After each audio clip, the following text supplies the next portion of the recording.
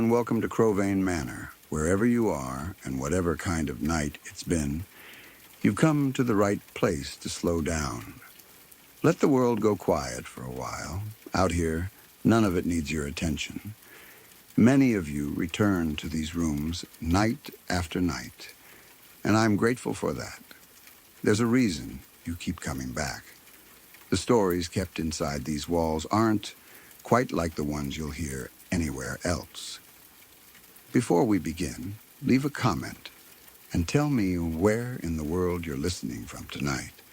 I always enjoy reading them. And if these stories stay with you, a like and a subscribe help more than you know. Now get comfortable, breathe slow, and let's open the door together.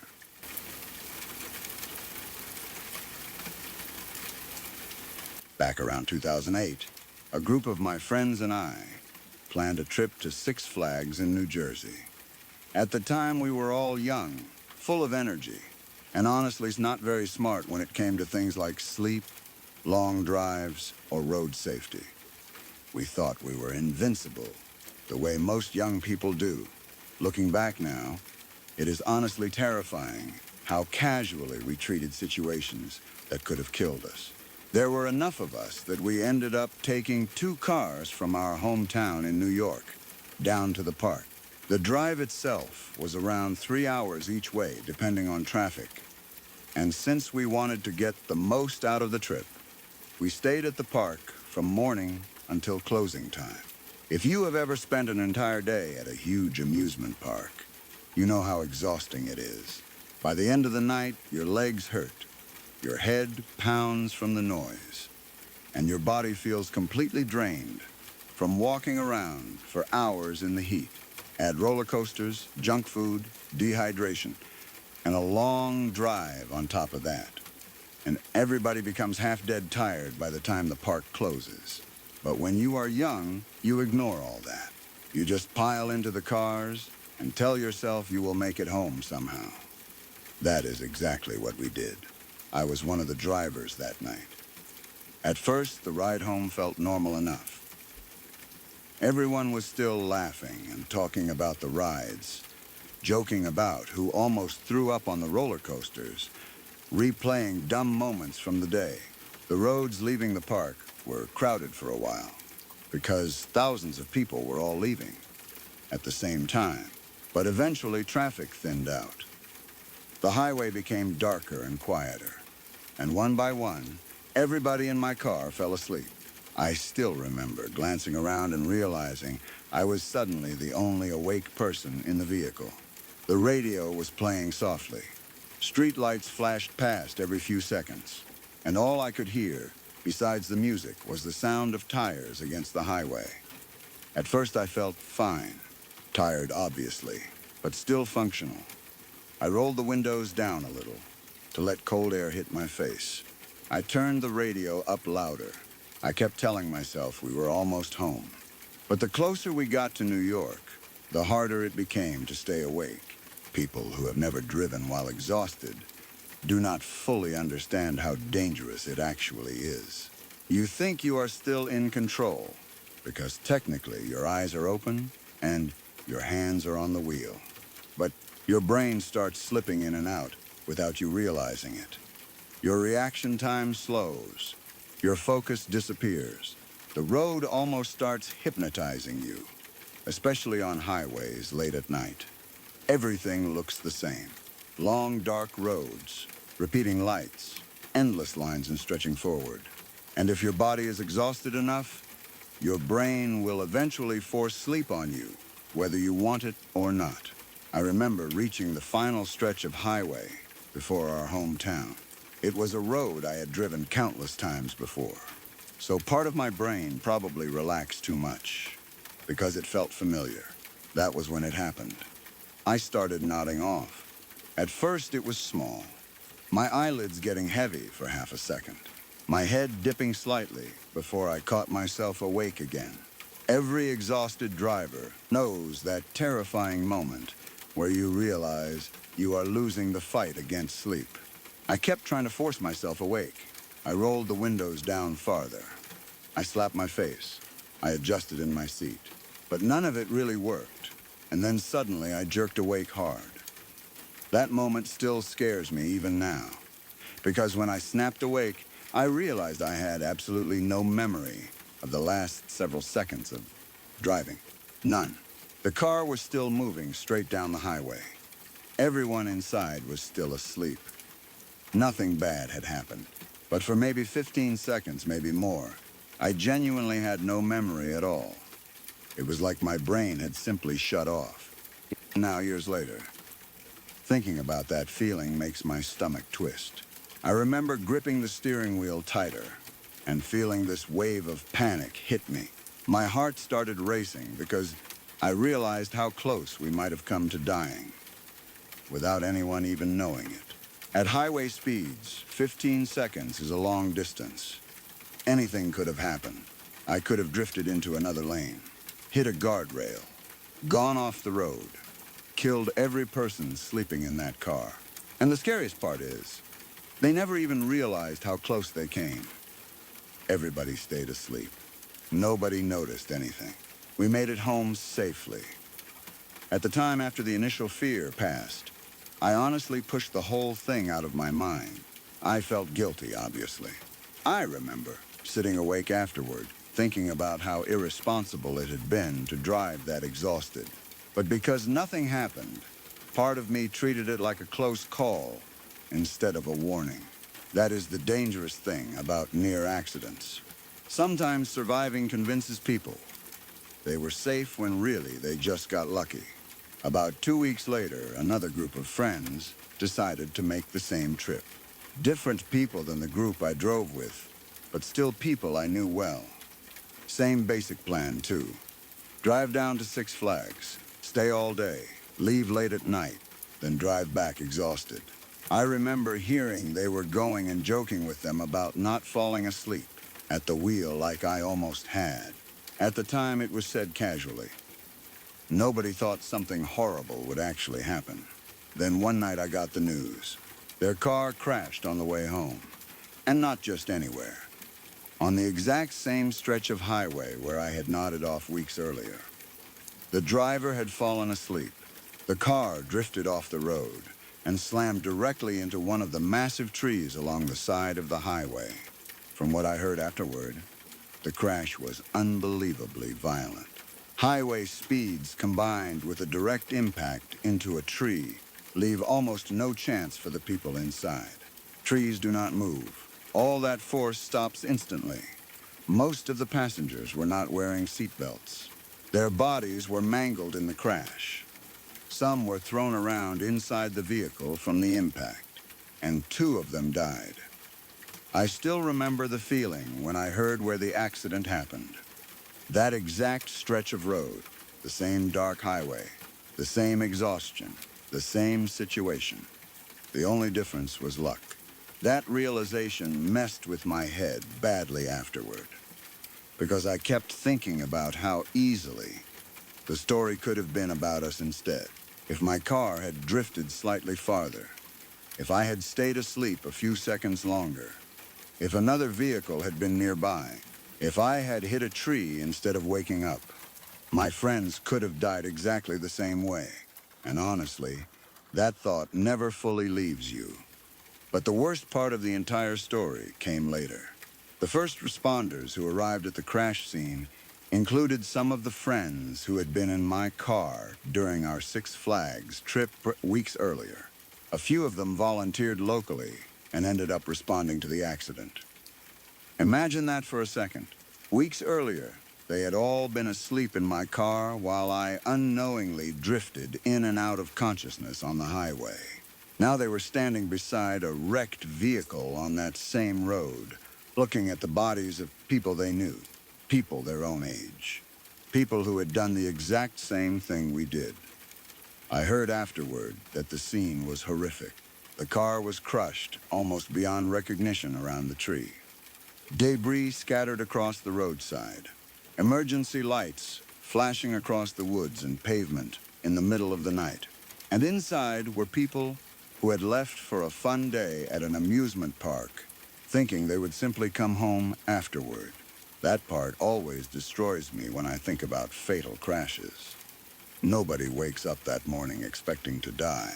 Those kids were probably laughing on roller coasters hours earlier, taking pictures, buying snacks, making stupid jokes, planning what to do next weekend. Then suddenly, everything ends on a dark highway because somebody's body physically could not stay awake any longer. After the accident, I became obsessed for a while with thinking about alternate realities, the tiny moments that separate survival from tragedy.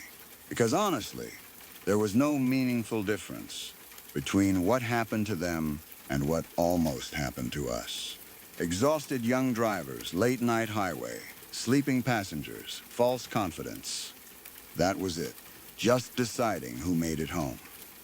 For a long time afterward, I hated driving late at night, especially on highways. Even now, if I start feeling even slightly tired while driving, I pull over immediately, because that memory comes back hard.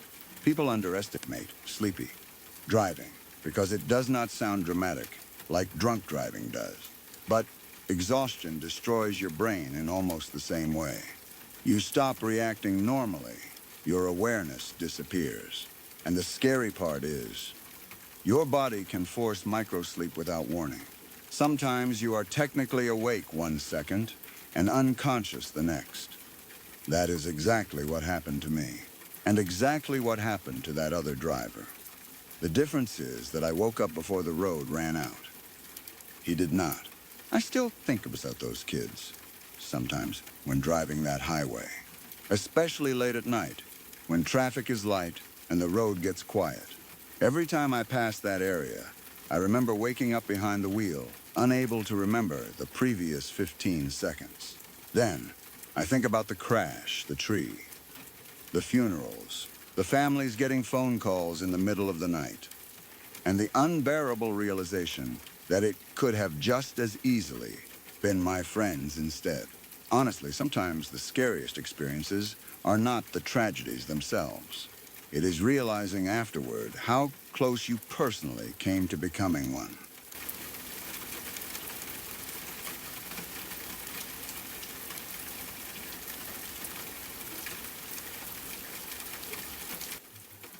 My little brother served in the Navy for a while, years ago. And even though he never talked much about his time there were a few stories he told me that stayed burned into my head permanently. Most people imagine military life as action, travel, discipline, and all the things movies usually focus on. But according to him, one of the hardest parts was how quickly ordinary routine could suddenly turn deadly. He worked on an aircraft carrier as a parachute rigger. From what he explained to me, that job mostly involved maintaining and packing parachutes along with other flight equipment. But on a carrier, everybody has additional responsibilities too, especially on the flight deck, where aircraft constantly land, launch, refuel, and move around. And aircraft carrier flight decks are unbelievably dangerous places, even when everything is going perfectly. You have roaring jet engines, spinning propellers, heavy equipment, moving aircraft, cables snapping under insane pressure, fuel lines, explosions risks, deafening noise, and dozens of people, all working at the same time in tight coordination. One mistake can kill somebody instantly. My brother used to say the flight deck never really felt calm. Even experienced crew members stayed tense because you always had to stay alert. The sound alone was enough to overwhelm you.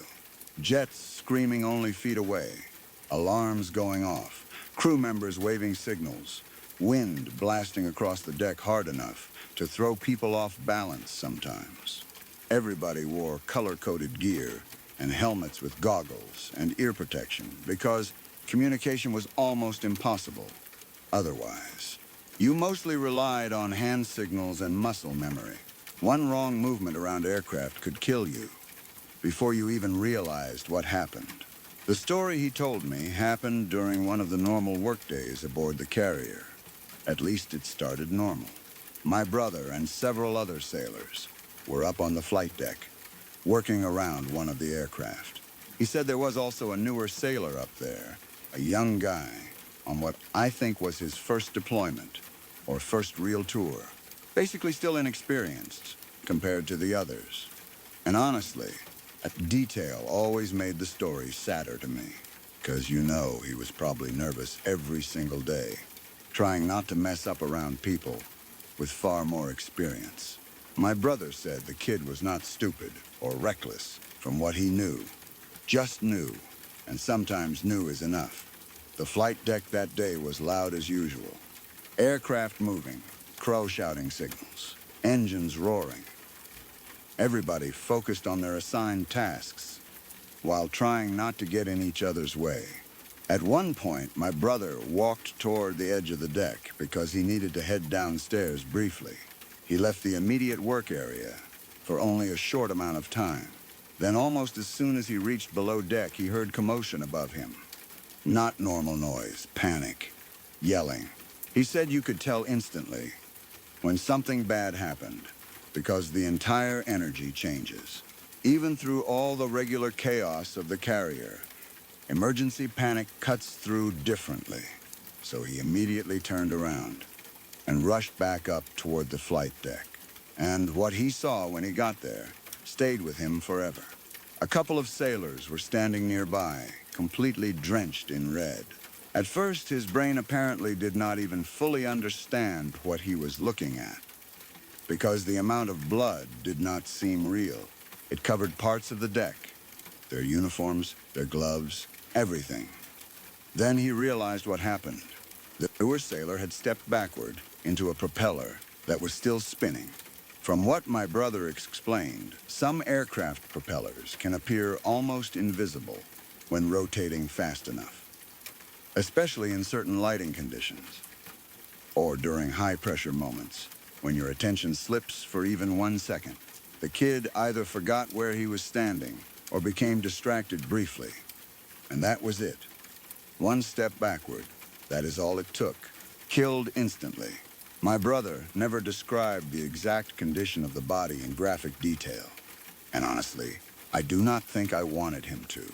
The look on his face while telling the story already said enough. But he did mention something that always disturbed me. Afterward, they had to wash the deck. That detail sounds small compared to the death itself, but something about it feels deeply upsetting to me. Maybe because it shows how quickly life moves on in places like that. 1 second someone is alive, working beside you. The next second people are cleaning blood off the deck because operations still continue. Aircraft still have to land. The ship still moves. Everybody still has jobs to do. My brother said that part affected him badly afterward. Not just the death itself, but how fast everybody had to return to routine, because there was no other option. He told me the smell stayed in his nose for days afterward. Fuel, salt water, blood, cleaning chemicals. Every time he walked onto the deck afterward, he remembered exactly where it happened. And honestly, I think it changed the way he looked at danger permanently. People imagine death in the military happening during combat or explosions or attacks. But sometimes it is just machinery. A single distracted second around equipment designed with enough force to destroy the human body instantly. The scariest part is that if my brother had delayed going downstairs by even a minute or two, he probably would have been standing right there beside him when it happened. Maybe covered in blood, too. Maybe worse. That realization haunted him for a long time. And honestly, after hearing the story, it haunted me too. But weirdly enough, that was not even the only horrifying workplace death story I ended up hearing over the years. I grew up near a rural area where there is one bigger town surrounded by a bunch of tiny farming communities. The kind of place where everybody either works in factories, farms, trucking, or industrial jobs. Hard physical work. Dangerous work sometimes, too. One of the biggest employers near there was a local bar-S meat processing factory. If you have never been inside industrial meat plants, they are massive, loud, and honestly kind of unsettling, even under normal conditions. Huge machines constantly moving, conveyors, grinding equipment, saws, hooks, cold rooms, metal everywhere. Workers doing repetitive tasks around dangerous machinery for long, exhausting shifts. The story I heard came from somebody who actually worked there at the time. According to him, one day there was some kind of accident involving one of the industrial meat grinders. I still do not fully understand exactly how it happened. Maybe clothing got caught. Maybe the worker slipped. Maybe there was a mechanical issue. But somehow a man ended up pulled into the grinder itself. And these are not small kitchen machines, obviously. Industrial meat grinders are enormous. They use crushing force powerful enough to process huge quantities of meat continuously. By the time workers nearby realized what was happening and hit the emergency stop, the man had already been pulled into the machine up to his waist. Just imagining that is horrifying enough. But the worst part was that he did not die immediately. Apparently, he was still conscious after the machine stopped. I remember hearing that detail and wishing I had never asked for the full story. Because what do you even think in those moments? Trapped inside machinery, severe injuries beyond survival, cow workers panicking around you, knowing there is almost certainly no way out. The person telling the story said the worker was able to speak for a while before dying. I heard he even made a phone call, though I never knew if that part was fully true or one of those details people add later because the story spreads around town over time. But honestly, even without that part, the situation itself is horrifying enough. The emergency crews eventually arrived, but by the time they managed to fully remove him from the machinery, he was already dead. What always has disturbed me most about that story was imagining the other workers afterward. Because unlike accidents, people only hear about online or on the news, workplace deaths happen right beside coworkers who then have to live with the memory forever. Imagine hearing someone screaming from a machine. Imagine trying desperately to stop it fast enough. Imagine realizing you were seconds too late. Then afterward, the factory eventually gets cleaned up, machines repaired, shifts continue, and everybody who witnessed it carries the image forever. That seems to be the horrible reality shared by almost all industrial accidents. 1 second, everything feels routine. Then suddenly somebody dies violently in front of people who were just talking to them. Minutes earlier, and afterward, life keeps moving somehow, even though it feels impossible that it should. The older I get, the more these kinds of stories bother me. Not because they are supernatural or mysterious, but because they are brutally real. A distracted step near a propeller. A moment near dangerous machinery. Fatigue, routine, human error. That is all it takes sometimes. People often think terrifying stories need ghosts or serial killers or monsters to be disturbing. But honestly, real-life workplace accidents scare me far more because they happen exactly the way these stories happen. Suddenly, randomly, without warning. And afterward, the people who survive are left replaying those final moments in their heads for years. Even now, every time I see footage of aircraft carrier crews working around spinning propellers, I think about that sailor stepping backward one final time without realizing what was behind him. And every time I pass industrial factories late at night with machines still running inside, I think about that worker trapped in the grinder while co-workers desperately tried to save him. Both stories feel horrifying for the same reason. Neither person woke up that morning expecting it to be the last day of their life. One probably thought he was still learning the ropes of his first deployment. The other probably thought it was just another normal shift at work. Then suddenly, both became stories other people tell, years later in quiet conversations, because the images are too awful to completely forget.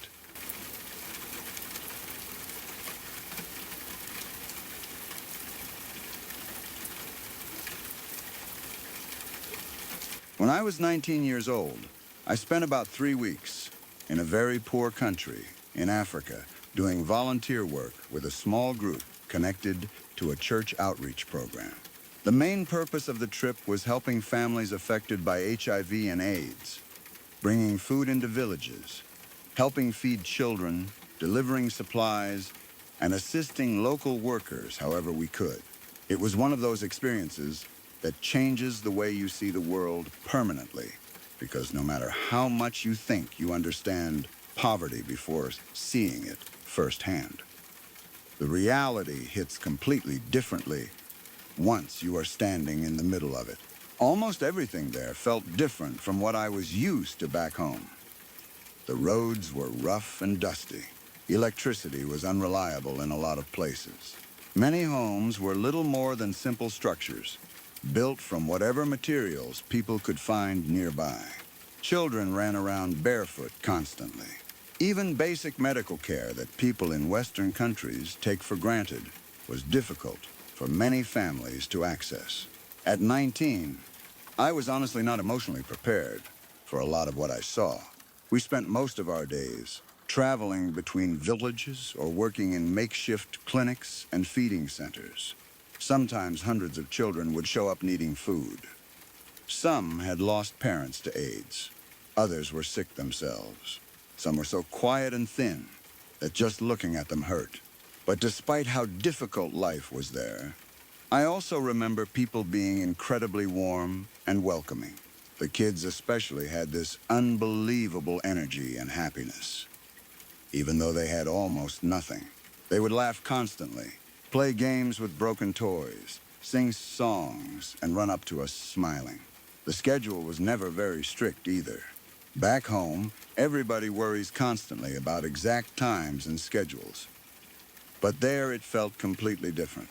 If people said something would happen at noon, it might happen at 2 o'clock instead, or 4. Nobody seemed stressed about it. Life moved slower in a strange way. So there were random periods during the day where we would simply be waiting. Waiting for children to arrive. Waiting for transportation. Waiting for local organizers. Waiting for supplies. And during one of those stretches of downtime, I ended up experiencing something that honestly still unsettles me years later. Near one of the villages where we were working was a very large hill, or maybe a small mountain, depending on how you would classify it. It stood out clearly from the surrounding land, because most of the area nearby was flatter with scattered trees and dry grassland. I remember staring at it several times throughout the week, thinking it looked beautiful from a distance. One afternoon, while we had several free hours waiting for families to arrive, I mentioned to 2 of our translators that I wanted to climb it. The translators were local men around their late 20s or early 30s. Both were friendly, funny, and had spent the previous days helping us communicate with villagers who spoke little or no English. At first, they seemed unsure about the idea. Not scared exactly, just hesitant. But eventually, they agreed to go with me. Looking back now, I sometimes wonder if they only agreed because they did not want the dumb foreign volunteer trying to climb it alone. So the 3 of us started hiking toward the hill sometime in the afternoon. The weather was hot, but not unbearable. Dry wind moved through the grass while insects buzzed loudly around us. From a distance, the climb did not look that difficult, but once we actually started going upward, it became steeper than I expected. The ground was uneven and rocky in places. Thorn bushes and dry plants covered sections of the hillside. Every now and then we stopped to catch our breath and drink water while looking back at the villages below us. The higher we climbed, the quieter everything became. That is one detail I remember very clearly. Down below you could hear distant voices, children playing, animals, and occasional vehicle sounds. But farther up the hill, most of that disappeared until it was mostly just wind and our footsteps. The translators talked less and less the closer we got to the top. At first, I thought they were simply tired from the climb. But eventually, I noticed something else. They kept looking around nervously. One of them especially seemed increasingly uncomfortable the farther we went. He would glance towards certain areas of the hillside and then quickly look away again. I asked if everything was okay. He just shrugged and said we should not stay too long at the top. At the time, I honestly thought maybe they were worried about wild animals or dangerous terrain. I did not think much more about it. The climb took around an hour, maybe an hour and a half total, before we finally reached the top area. And the moment we stepped up there, the atmosphere changed immediately. Even now, I struggle to explain exactly why it felt strange. The very top of the hill contained a completely cleared out section, roughly 30 feet by 30 feet across. It looked intentional, not natural. The ground inside the area was unusually bare compared to the surrounding vegetation. Around the edges of the clearing was what looked almost like a fence made from thick thorn bushes. Not perfectly shaped or built like a man-made wall, but arranged enough that it clearly did not happen naturally. Then there was the tree, a single large tree standing near the center edge of the clearing. It looked old, very old. The branches spread outward over part of the area, while the wind moved through them, making this dry, rattling sound. The second we stepped into the clearing, both translators froze. I remember one of them whispering something quickly to the other in their language. Then both immediately looked extremely uncomfortable, not joking around nervous, actually scared. And that was what unsettled me more than anything else. Because these were local men who had grown up there.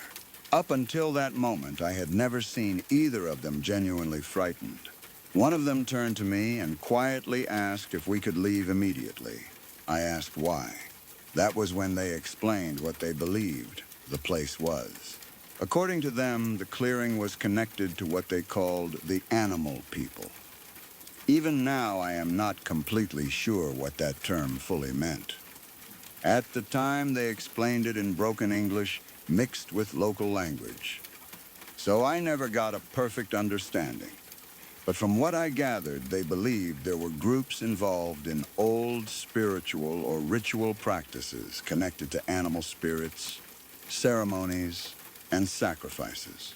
The translators believed the clearing on the hilltop was some kind of sacred meeting place or ceremonial area used by these people. And they were terrified that if members of the group arrived while we were there, we would be in serious danger. At first, I honestly thought they might be exaggerating or telling a local legend to scare me. I was 19 and still had that stupid feeling young people sometimes have where everything mysterious sounds exciting instead of dangerous. But then I looked at their faces more carefully. They were genuinely panicked. One translator kept scanning the area around the clearing while speaking faster and faster. The other repeatedly told me we needed to leave right now. Not later, not after resting, immediately. And honestly, the speed at which their fear escalated started affecting me too. Because fear spreads fast when you are isolated somewhere unfamiliar. Especially when the people who know the area far better than you suddenly look terrified. I remember standing there trying to process everything. The clearing, the thorn fence, the tree, the total silence around us except for the wind. Something about the place did feel wrong somehow. Not supernatural exactly. Just isolated in a deeply unsettling way, like a place people intentionally avoided. I asked what exactly would happen if somebody showed up. One of the translators looked directly at me and said very bluntly that outsiders were not supposed to be there, and that if the wrong people found us, it was possible we would be killed. That sentence changed the mood instantly. Suddenly, the hill did not feel adventurous anymore.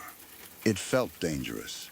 I pulled out my camera quickly and snapped a couple of pictures almost automatically, because part of me still could not believe what we had found.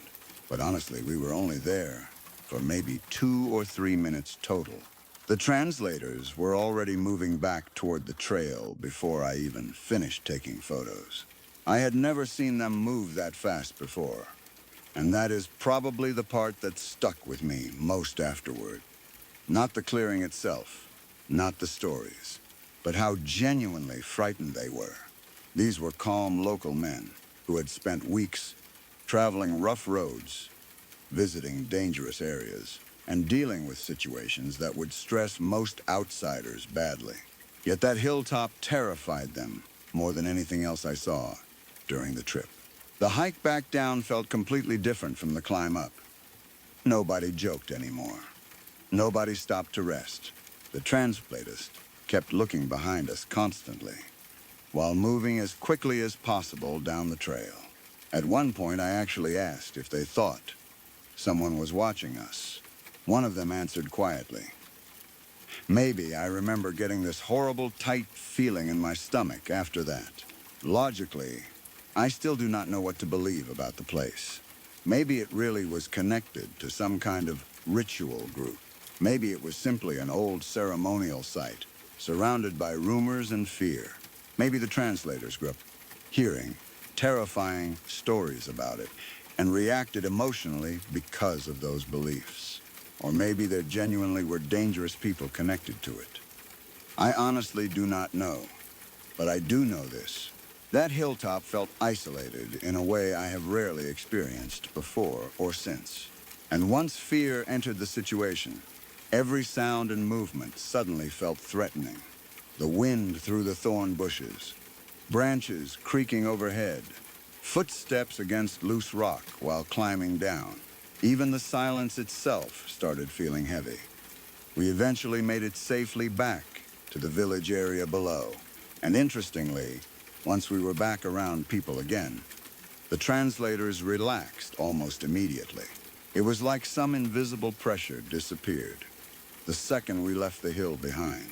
Later that night, I tried asking more questions about the place, but neither translator wanted to discuss it much anymore. One simply said that some places are better left alone. The other told me that outsiders sometimes think local beliefs are funny until they disappear or get hurt, doing something disrespectful. That sentence stayed with me, especially because I realized how arrogant tourists and volunteers can sometimes be without meaning to. We arrive in unfamiliar countries, thinking everything is either an adventure or a story. While local people may understand dangers, we do not. Even now, years later, I still have those pictures somewhere. Every once in a while, I come across them while looking through old files. And honestly, without the story attached, the place does not even look that frightening. Just a strange clearing on top of a hill, surrounded by thorn bushes and an old tree. But whenever I see those photos, I remember the translators' faces, the panic in their voices, the speed they moved trying to leave, and that sudden overwhelming feeling that we had accidentally stepped into a place where we absolutely did not belong.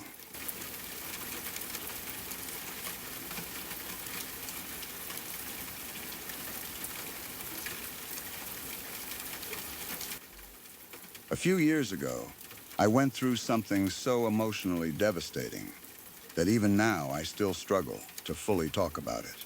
Some parts of it are too painful and personal to describe openly, even after all this time. My children's father passed away in a horrific way, and the shock of it shattered something inside me completely. People always talk about grief like it is just sadness, but real grief is so much bigger than that. It is anger, confusion, guilt, exhaustion, numbness, panic, loneliness, and heartbreak, all mixed together until you almost stop feeling like yourself. Some days you cry until your chest physically hurts. Other days you feel absolutely nothing at all, and somehow that feels even worse. At the time, I was trying to hold everything together, not only for myself, but for his children and grandchildren too, who were living with me. They were grieving just as deeply. And I felt responsible for being the stable one, even when I was falling apart internally. That pressure exhausted me in ways I cannot even explain properly. I barely slept. My mind never stopped moving. During the daytime, I would try to stay busy because silence made everything heavier. But the second I sat down, alone with my thoughts, everything came crashing back. Memories, regret, questions that had no answers. The funeral completely drained whatever emotional strength I still had left. I remember coming home afterward feeling hollow, not calm, not healed, just emptied out. Like my body and mind had finally burned through every ounce of energy they had been using to survive the previous days.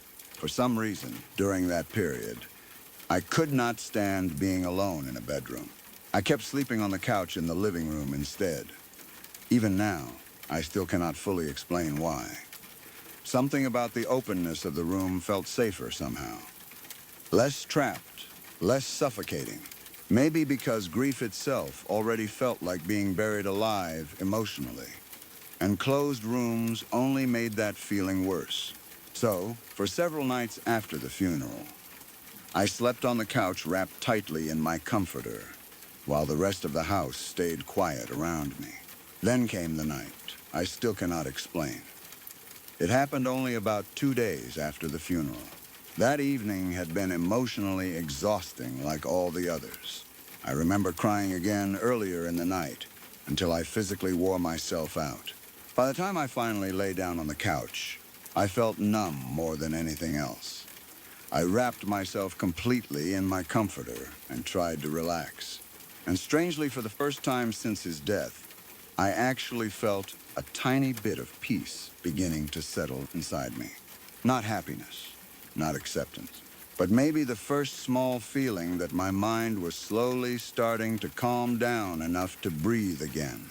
I remember lying there half awake, drifting towards sleep slowly.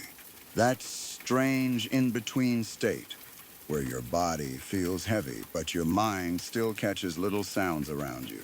The television was off. The house was silent, and then suddenly I heard it. A loud rushing or whooshing sound. The only way I can describe it is that it sounded like something moving incredibly fast, directly beside me. Almost like wind blasting through a narrow space, except there were no windows open, and no reason for air to move like that. At first I thought maybe I was dreaming, because I had only just started falling asleep. But then the feeling changed. I suddenly felt movement underneath the comforter itself, not on top of it. Inside it. It honestly felt as though something rushed between my body and the blanket wrapping around me. I felt it moving rapidly up and down along my side and around my legs, then across my chest, then circling around me. The comforter itself shifted violently with the movement. At first, my brain completely panicked, trying to understand what was happening. I remember freezing in fear, not fully awake yet, but becoming more alert every second. The movement became faster. It felt like something was spiraling around inside the blanket itself, moving impossibly fast, then pulling upward toward the sides of the couch and back down again. The closest thing I can compare it to is the sensation of a trapped animal thrashing around under fabric, except there was nothing physically there that should have been able to do that. My heart started pounding immediately. I became fully awake within seconds, and then I opened my eyes. What I saw next is the part I still cannot explain, no matter how many years pass. Above me, near the wall, was a figure, dark, black, but somehow transparent at the same time. Not solid like a person standing in the room, but definitely not shapeless either. It had mass, shape, movement. I remember being able to make out what looked like a rough human-like frame, but distorted somehow. Its edges shifted constantly like smoke or cloth, blowing violently in wind, even though the room itself was still. The figure moved unnaturally fast. That is another thing I will never forget. It did not move like a person walking or stepping. It flew. The black mass suddenly launched itself from near the wall, directly toward me. I remember seeing what looked like eyes, but completely black. No white, no reflection, just darkness. Everything happened unbelievably quickly after that.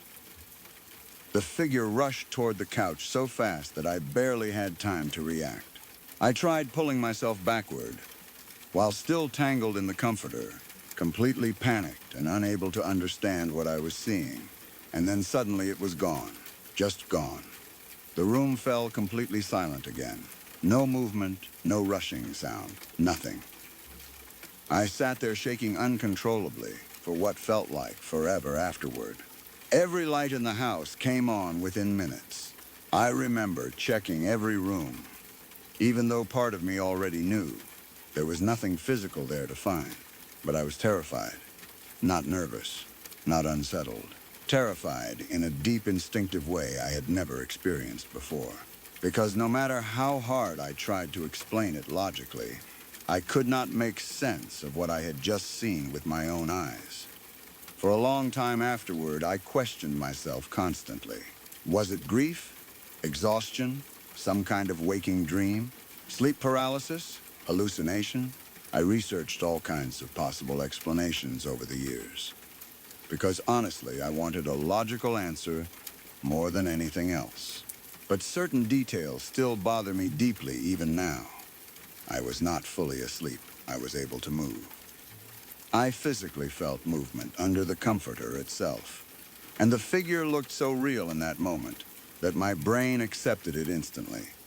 As something physically present, that is what stayed with me most. The certainty I felt while it was happening. Not confusion, not dreamlike uncertainty. Pure certainty that something was there. Later on, someone connected me with a medium after hearing the story. The medium told me they believed I had encountered a demon or dark entity rather than the spirit of my children's father. Honestly, I do not know what I believe. Part of me still desperately wants a rational explanation. Because the alternative is difficult to even think about. But another part of me cannot fully dismiss what I experienced. Either because it felt too vivid, too physical, and too real to simply forget as imagination. What I do know is this. I never felt that presence again after we moved from that house. Not once. Nothing remotely similar ever happened before that night either. It remains completely isolated in my life. One single horrifying experience, surrounded by otherwise normal years. And somehow that almost makes it more disturbing. Because if strange things happen constantly, maybe my brain could dismiss them easier. But this was only once. One moment, one encounter, and it happened during one of the darkest emotional periods of my entire life. Even now, years later, I still remember every detail with uncomfortable clarity. The silence in the room, whooshing sound, the movement inside the blanket, the black figure peeling away from the wall, the feeling of absolute terror flooding through my body when it came toward me. There are moments in life that your mind never fully releases, no matter how much time passes. This is one of mine. I still cannot explain what happened that night. Maybe grief, exhaustion pushed my mind into some strange state between waking and dreaming. Maybe trauma made my brain create something horrifying out of fear and emotional collapse. Or maybe it was something else entirely. I honestly do not know. But whatever it was, it felt real enough that even now, years later, I still sometimes think about it, late at night when the house is quiet. And every single time I do, the same cold fear comes back into my chest, exactly the way it did that night on the couch.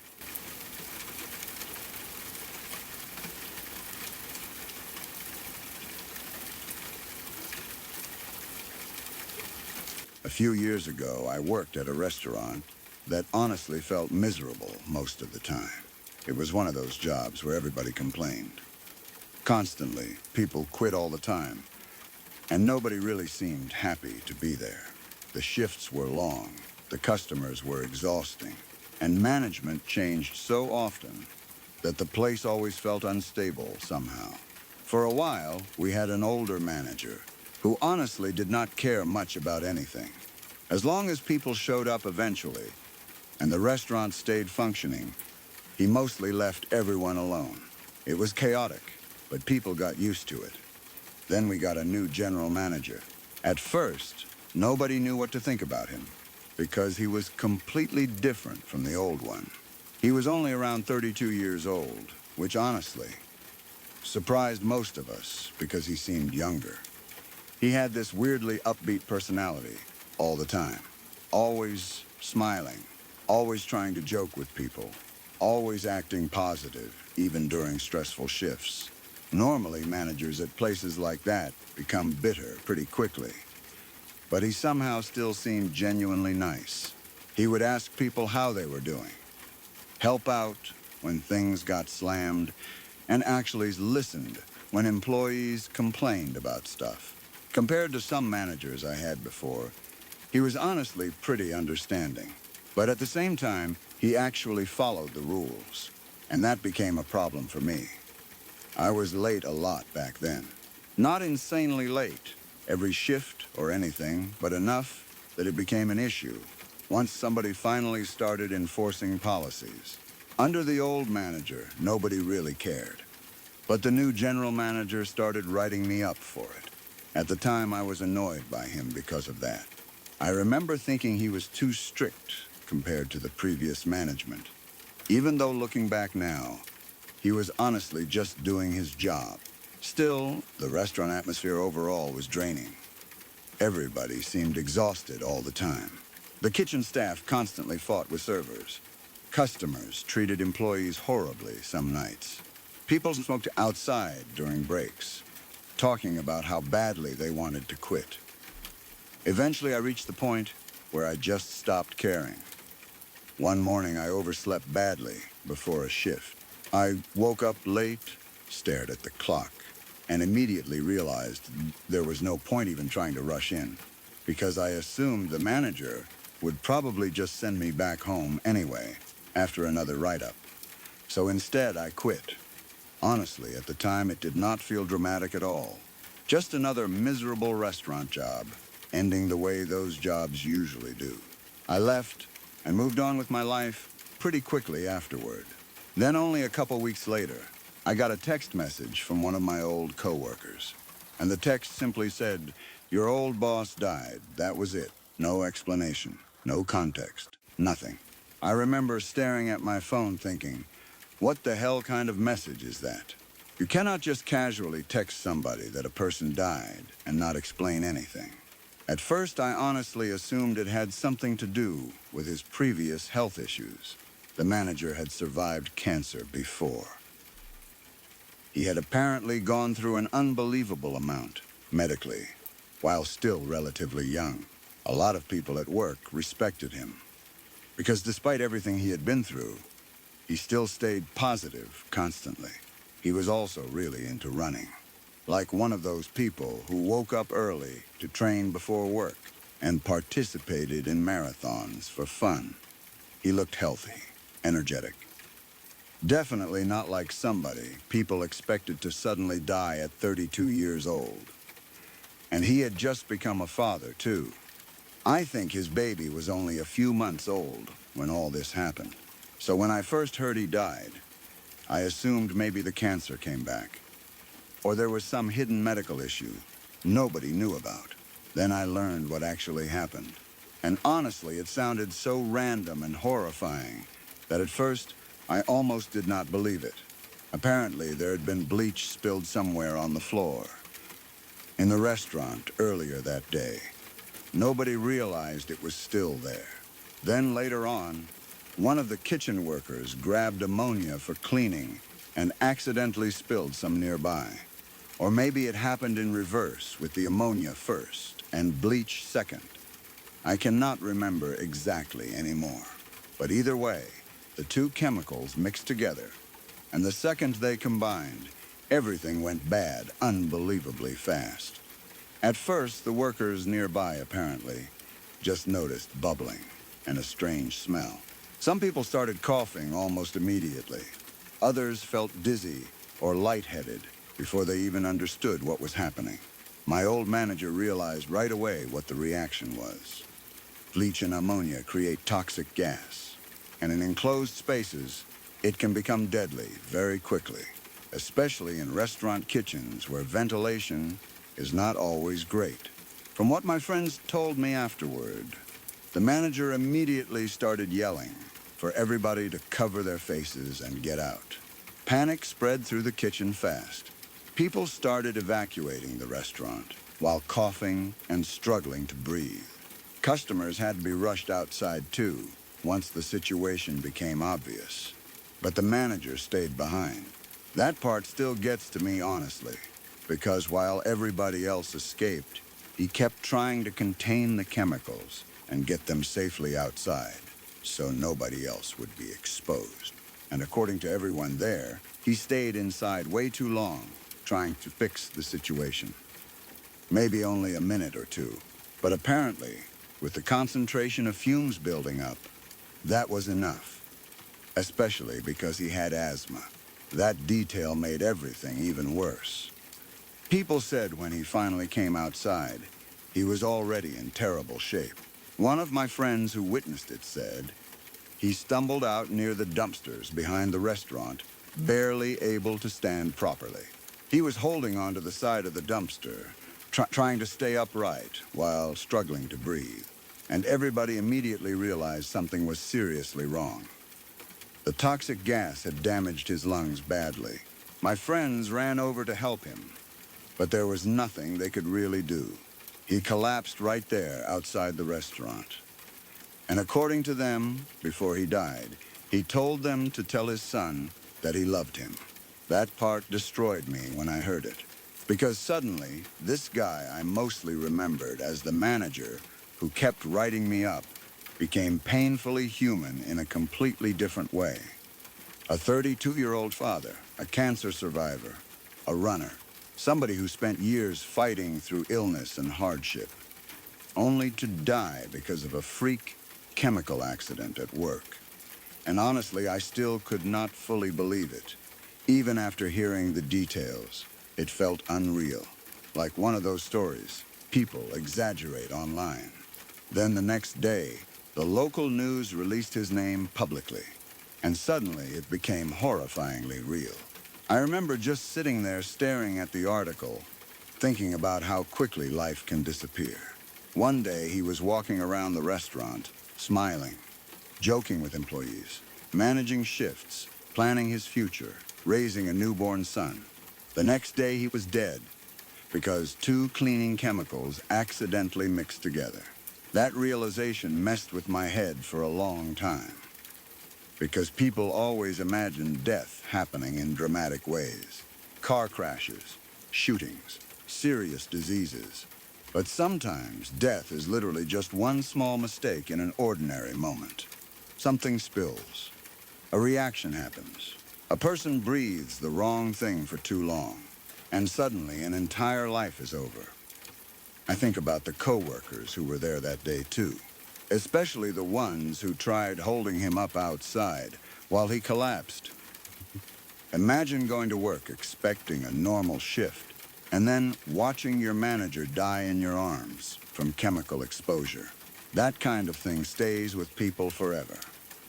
And honestly, the part that haunts me most is how hard he fought throughout his life, only for something so random to take him out in the end.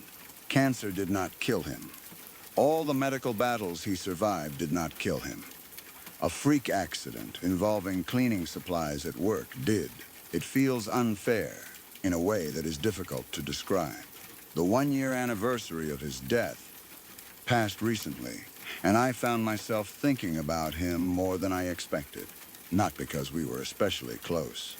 We were not. But because sometimes certain deaths shake you deeply, simply because they force you to realize how fragile everything actually is, how unbelievably fast normal life can collapse. 1 minute you are worrying about schedules, work drama, being late for shifts, paying bills, and all the other meaningless stress people carry every day. Then suddenly somebody spills the wrong chemical, and that is it. No warning, no chance to prepare, no dramatic buildup, just gone. I still think about the text message sometimes, too. Your old boss died. 4 simple words that completely changed the way I looked at ordinary life afterward. Because the truth is, most people wake up assuming they will still be alive tomorrow. And most of the time they are. But stories like this remind you how thin that line really is. One random accident, one unlucky moment, one breath. And suddenly somebody who was laughing and working beside you days earlier becomes a memory. People talk about in past tense forever. Forgive me for stepping in for just a moment. If you've only recently found your way here, then welcome. I'm glad you came. If these stories are keeping you company tonight, consider subscribing to Crowvane Manor. New stories arrive here often, the kind that stay with you long after the night is over. And if you tap the bell, you won't have to go looking. The next one will find you on its own. Thank you for being here. Now, let's return to where we left off.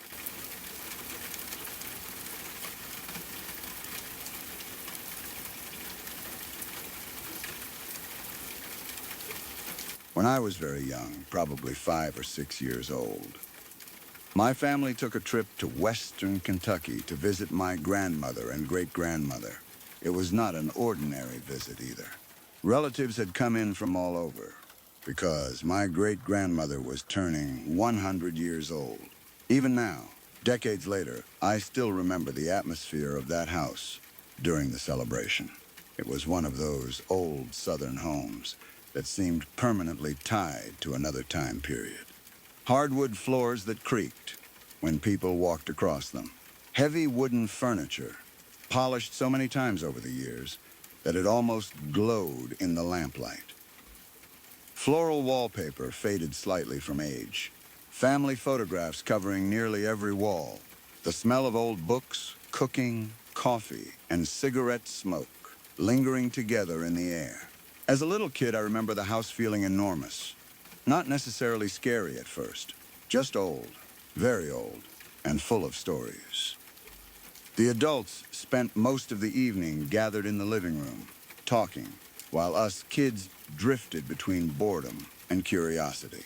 The older relatives kept reminiscing about things that had happened decades before any of us children were born. They talked about people we never met, farms that no longer existed, old neighbors' deaths, marriages, wars, floods, and strange family stories.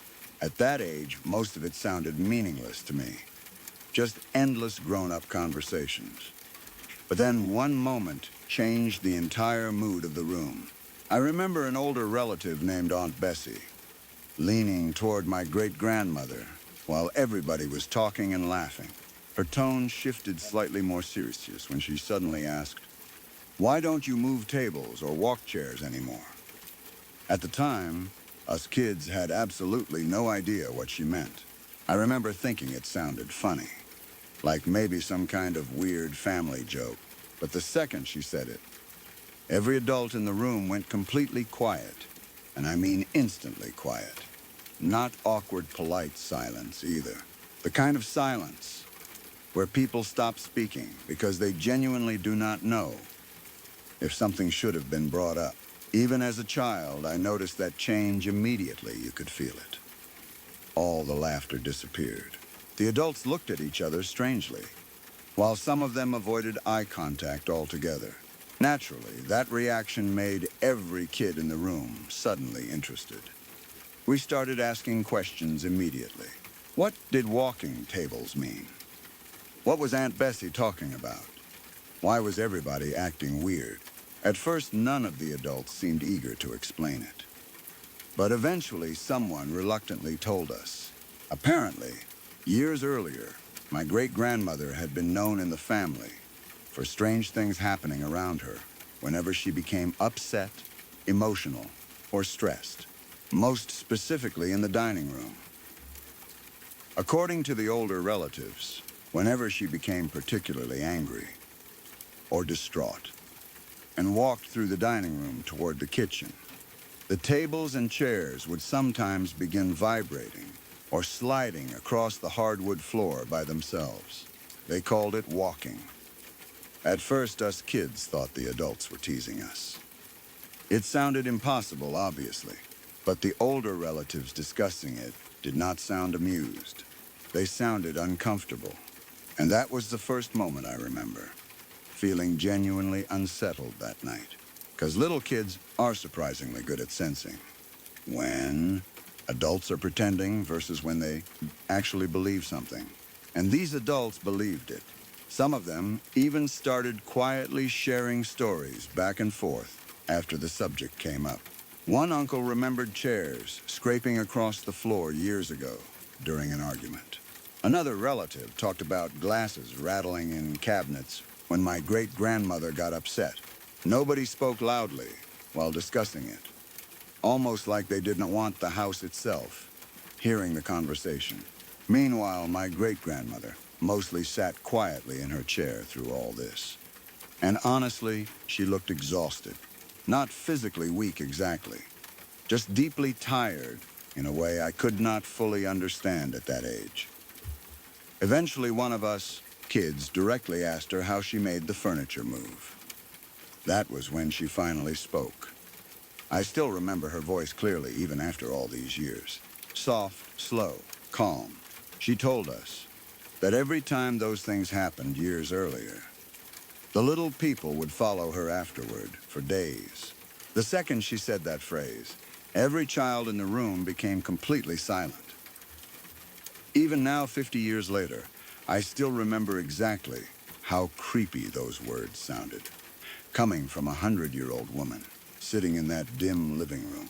She explained that the little people were invisible to everybody else, but she could always hear them. According to her, they whispered constantly. Day, around the house, around her bed, in corners, behind walls, everywhere. She said they watched people all the time, and sometimes helped with things, while other times they caused trouble just for amusement. One cousin nervously asked what they looked like. My great-grandmother only shook her head slowly and said they did not always want to be seen. That answer scared the hell out of us kids. But at the same time, we were fascinated, because when you are young, fear and curiosity become tangled together. Part of you wants to run away. Another part desperately wants to see something impossible. So naturally, we started begging her to make the dining room table walk. At first, she refused completely. She told us it was not something she controlled, and that it always came with consequences afterward because the little people would become active around her again. But of course, we were children. We kept pestering her anyway, asking over and over, laughing nervously, daring each other. The adults mostly stayed quiet during all this, which honestly made everything worse. If they had laughed it off like a joke, maybe none of it would have felt frightening. But nobody laughed. Eventually, my great-grandmother became visibly irritated with all the pleading. She slowly stood up from her chair and announced she was going into the kitchen. And then everything happened. The living room connected directly to the dining room through a wide doorway. So every person in the house could clearly see the dining room table sitting there under the hanging light fixture. I remember the room suddenly feeling unbelievably still as she walked toward it. Nobody spoke, not even the kids. You could hear the hardwood floor creaking softly beneath her steps. She moved slowly through the dining room toward the kitchen entrance on the opposite side. And then the table moved, not dramatically, not flying across the room like in movies. Honestly, I think that is partly why it terrified me so much, because it moved in a way that felt real. The legs began chattering rapidly against the hardwood floor, making this horrible scraping vibration sound. Then, the entire table shifted several inches sideways toward the china cabinet against the wall. Every single person in the room saw it. I know memory changes over time, especially childhood memories, but that moment remains unbelievably vivid in my mind. The scraping sound, the vibration, the movement, and most importantly, the reaction of the adults afterward. Nobody screamed, nobody jumped up. They just froze, completely silent, like they had seen this before, and did not want to acknowledge it happening again. I remember staring at my grandmother because I expected her to explain what we had just witnessed, but she looked genuinely disturbed. One uncle quietly muttered something under his breath that I could not hear. Another relative immediately changed the subject and asked if anyone wanted coffee, but nobody responded. The entire atmosphere of the house felt wrong after that, heavy somehow. The kind of feeling where every room suddenly seems darker, even though nothing physically changed. My great-grandmother stayed in the kitchen for a long time afterward, at least an hour if my memory is correct. And during that time, nobody in the family really discussed what happened openly. The adults mostly avoided looking toward the dining room. Meanwhile, all us kids stayed huddled together, whispering nervously. One cousin kept insisting there had to be strings attached to the table somehow, even though none of us had seen anything. Another swore he heard whispering near the hallway afterward. At one point, I genuinely became too scared to walk through the dining room alone.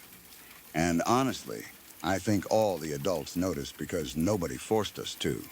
Eventually, my great-grandmother returned from the kitchen looking exhausted again. More exhausted than before, somehow. I remember noticing dark circles under her eyes while she slowly sat back down in her chair. Nobody asked her to make the table move again. Not one person. That entire subject basically died the second she returned. But the tension remained in the house all night, and honestly, none of us children slept well afterward. I remember lying awake in a guest bedroom, staring into darkness while every little sound inside the old house terrified me. The creaking floors, the pipes, branches brushing the windows outside. Every noise suddenly felt connected, somehow, to what happened earlier. At one point, I even pulled the blanket over my head because I became convinced invisible little people might actually be standing somewhere in the room watching us. And what makes the memory even stranger now is the fact that the adults never tried explaining it away later. Nobody ever told us it was a prank. Nobody laughed about it the next morning. Nobody gave some rational explanation for the table moving. Instead, everybody simply acted like the subject should no longer be discussed. That silence affected me more than the table itself, honestly, because adults usually try calming children after something frightening. But this time, they looked unsettled too. I am 52 years old now, a grown man with children of my own. And even after all these decades, I still think about that night sometimes. Especially when conversations turn toward paranormal experiences or strange family stories. Do I know exactly what happened? No, I honestly do not. Part of me still tries finding rational explanations, because logically I know childhood memories can become distorted over time. Old tables can shift slightly on uneven hardwood floors. Family stories grow larger over generations.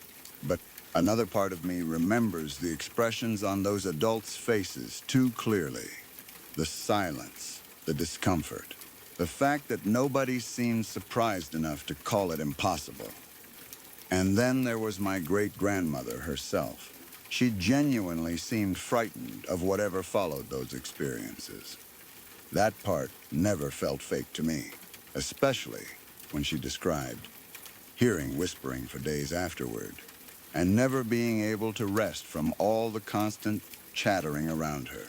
Maybe she believed something supernatural followed her throughout her life.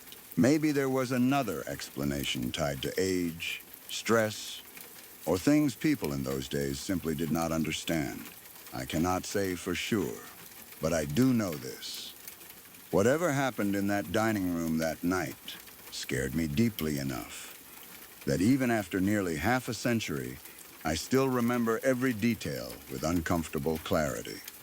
And honest, despite being fascinated by strange stories my entire life, I am not sure I ever want to witness anything like that again, because some experiences stay with you forever, precisely because they felt real in the moment.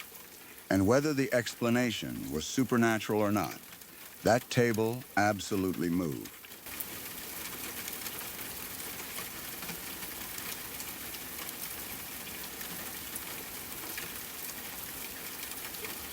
Last summer, I went on a long trip through Thailand with two of my friends.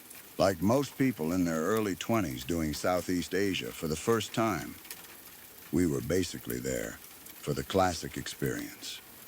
Everyone talks about cheap hostels, beaches, partying, random adventures, island hopping, drinking too much, and making terrible decisions that somehow seem reasonable when you are thousands of miles from home. For the most part, the trip was incredible. Thailand honestly feels surreal sometimes when you first experience it. One moment you are surrounded by crowded streets packed with scooters, food stalls, music, and tourists from all over the world. The next moment you are looking at cliffs, jungle, temples, and beaches that barely seem real. After bouncing around a few places, we eventually ended up staying in Krabi for several days.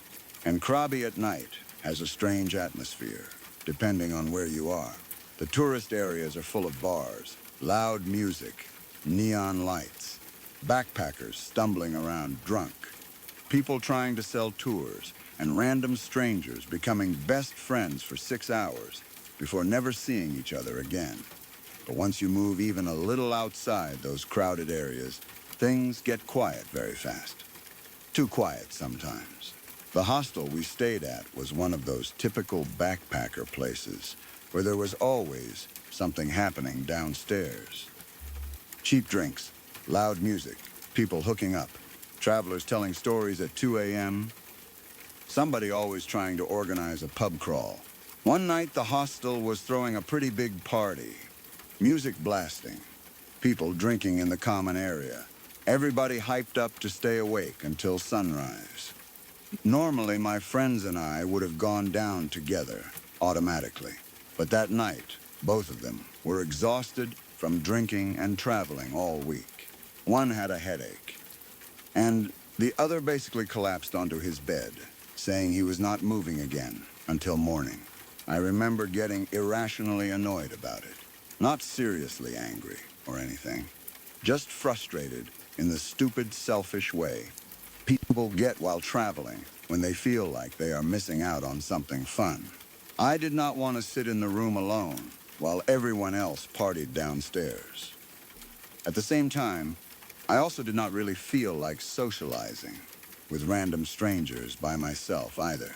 So, instead of making a smart decision and simply going to sleep, I decided to go for a walk.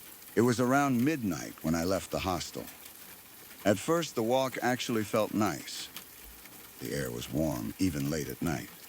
Traffic along the road had mostly died down, except for occasional scooters or trucks passing by. I could still hear distant music from bars farther back toward town, while insects buzzed loudly in the darkness around me. I started walking along the main highway, mostly because there was nowhere else obvious to go. At first, I assumed I would just walk for 15 or 20 minutes to clear my head and then head back. But instead, I just kept going. And honestly, that is one thing traveling sometimes does to people. You become weirdly comfortable, wandering around unfamiliar places because everything already feels unreal anyway. So I kept walking farther and farther away from town. The lights became more spread out. The roads grew emptier. Shops disappeared. Eventually, there were long stretches where it was just highway, jungle darkness, and the occasional sound of insects screaming from the trees. I remember looking back at one point and realizing the town lights were much farther away than I expected. But by then, I had already been walking close to an hour. And honestly, I still was not thinking clearly about how isolated I had become. Then I saw the lights. Off to one side of the highway, farther uphill, there was this glowing golden light cutting through the darkness. At first, I thought it might be a hotel or temple. But then I realized I could make out the shape of a huge Buddha statue illuminated against the night sky. It only looked beautiful from a distance.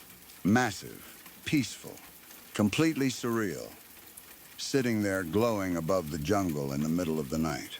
And because I was young, alone, mildly drunk, and apparently incapable of making good decisions, my immediate thought was, cool, let's go get enlightened. Even now I laugh at how stupid that sounds, considering what happened next. So I crossed the highway and found what looked like a narrow path leading uphill through the trees toward the statue. At first, everything seemed completely normal. The path was rough and partly overgrown, but still clearly used by people during the daytime. Crickets screamed from the jungle around me, while the statue remained visible through gaps in the trees above. Then I heard barking. At first it sounded distant. One dog somewhere ahead. I stopped for a second and listened. Then another bark answered it from farther away. I remember thinking there were probably just a few dogs wandering near the temple area. Thailand has stray dogs everywhere, especially outside major tourist areas. Most of the time they ignore people completely. So I kept walking. But after another minute or two, the barking changed. It got louder, closer, and more aggressive. Suddenly, it no longer sounded like one or two dogs. It sounded like several, then several more. The barking started echoing through the trees from multiple directions at once. That was the moment I realized something was wrong. I stopped walking immediately and listened carefully.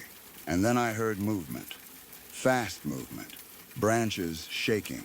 Paws pounding against dirt somewhere ahead on the trail. The barking exploded louder all at once. Not playful barking either. Aggressive. Territorial. The kind of barking that instantly triggers fear in your nervous system before your brain even fully processes why. I remember standing frozen for maybe 2 seconds while trying to understand how many dogs there actually were.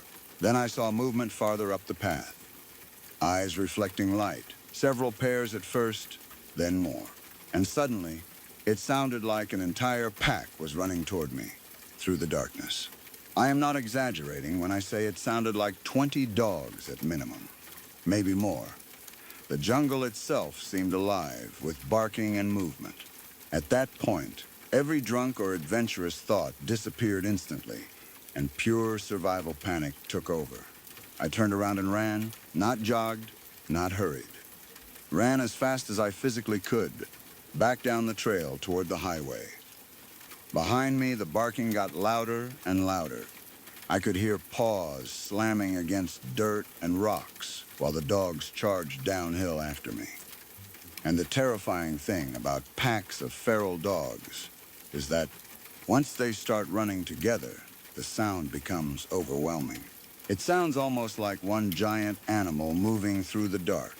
I genuinely thought they were going to catch me before I reached the road. The trail suddenly felt way longer than before. Trees whipped past while I sprinted downhill, half slipping on loose dirt and roots.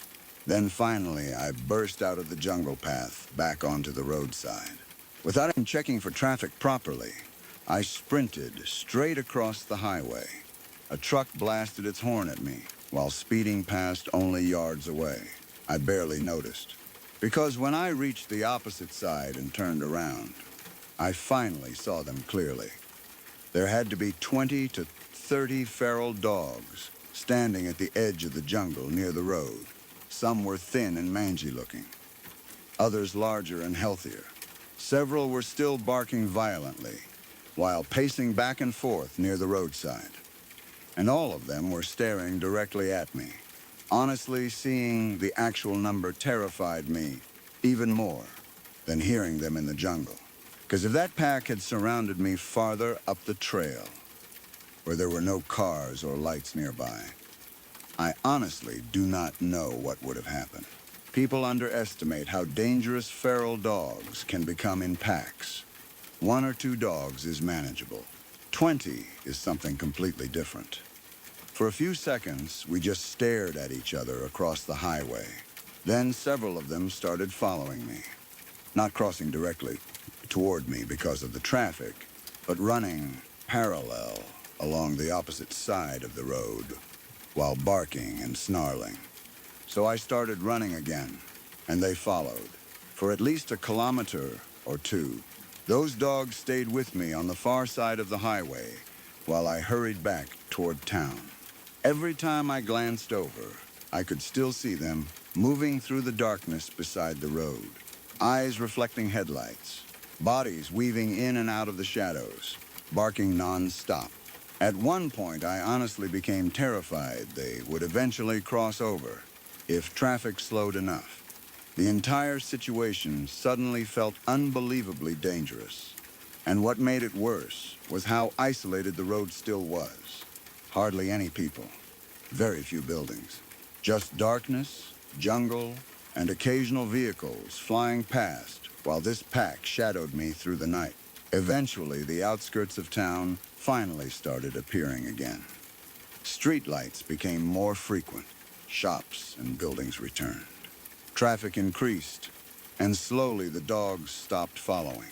One by one, they disappeared back into the darkness until finally the barking faded completely. I did not slow down until I reached the hostel. By the time I got back, the party downstairs was still going strong. People were laughing, drinking, dancing, completely unaware that 20 minutes earlier, I had been sprinting down a highway, convinced I was about to get mauled by a pack of feral dogs outside a jungle Buddha temple at 1 in the morning. I remember walking back into the hostel, drenched in sweat and breathing hard, while one drunk Australian guy immediately tried handing me a beer.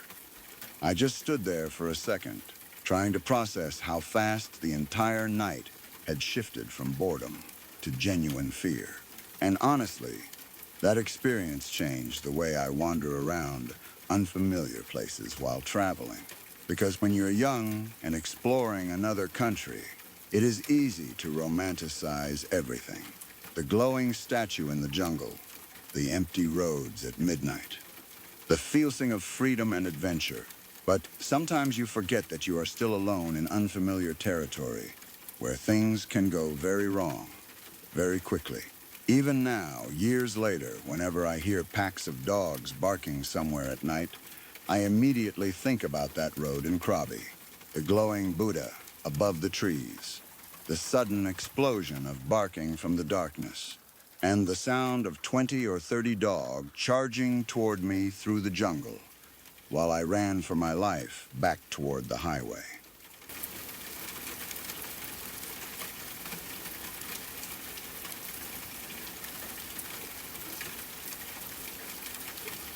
When you are expecting your first child, people suddenly start telling you stories. Everyone means well when they do it. Friends, relatives, co-workers, even complete strangers sometimes.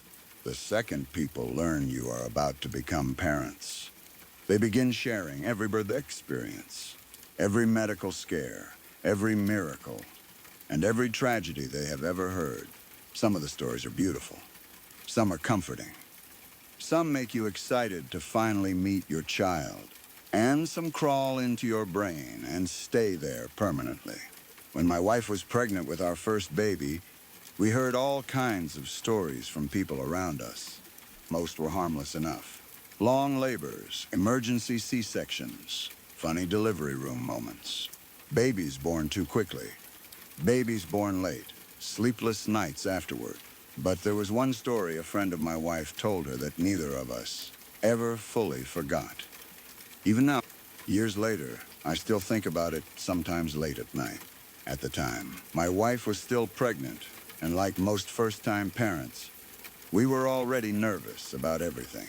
Every little pain, every strange feeling, every appointment, every moment. The baby seemed quieter than usual, became something to worry about. You suddenly realize how fragile pregnancy really is. Before becoming parents, most people imagine pregnancy as a fairly straightforward process, because that is how society presents it. People post smiling ultrasound photos and baby shower pictures online. Movies make it seem routine and beautiful.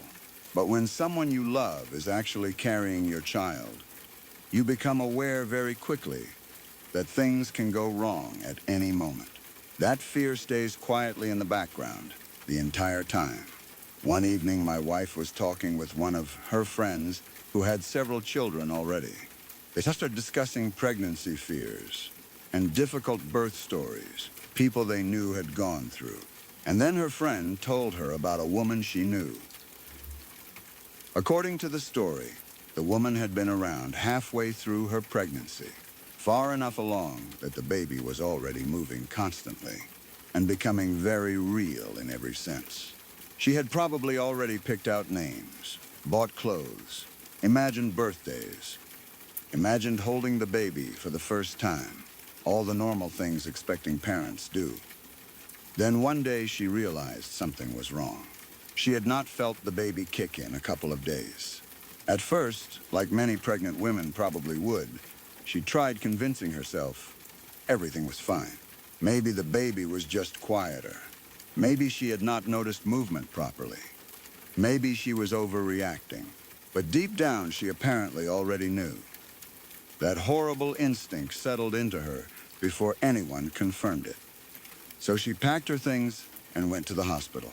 This is the part where details became unclear, because we only heard the story secondhand. But somehow the doctors confirmed that the baby had died. Even writing that sentence still feels horrible, because I cannot imagine the silence in that room when she learned the truth. One moment you are pregnant, the next moment you are still pregnant, but the child inside you is gone, and somehow your body has not fully realized it yet.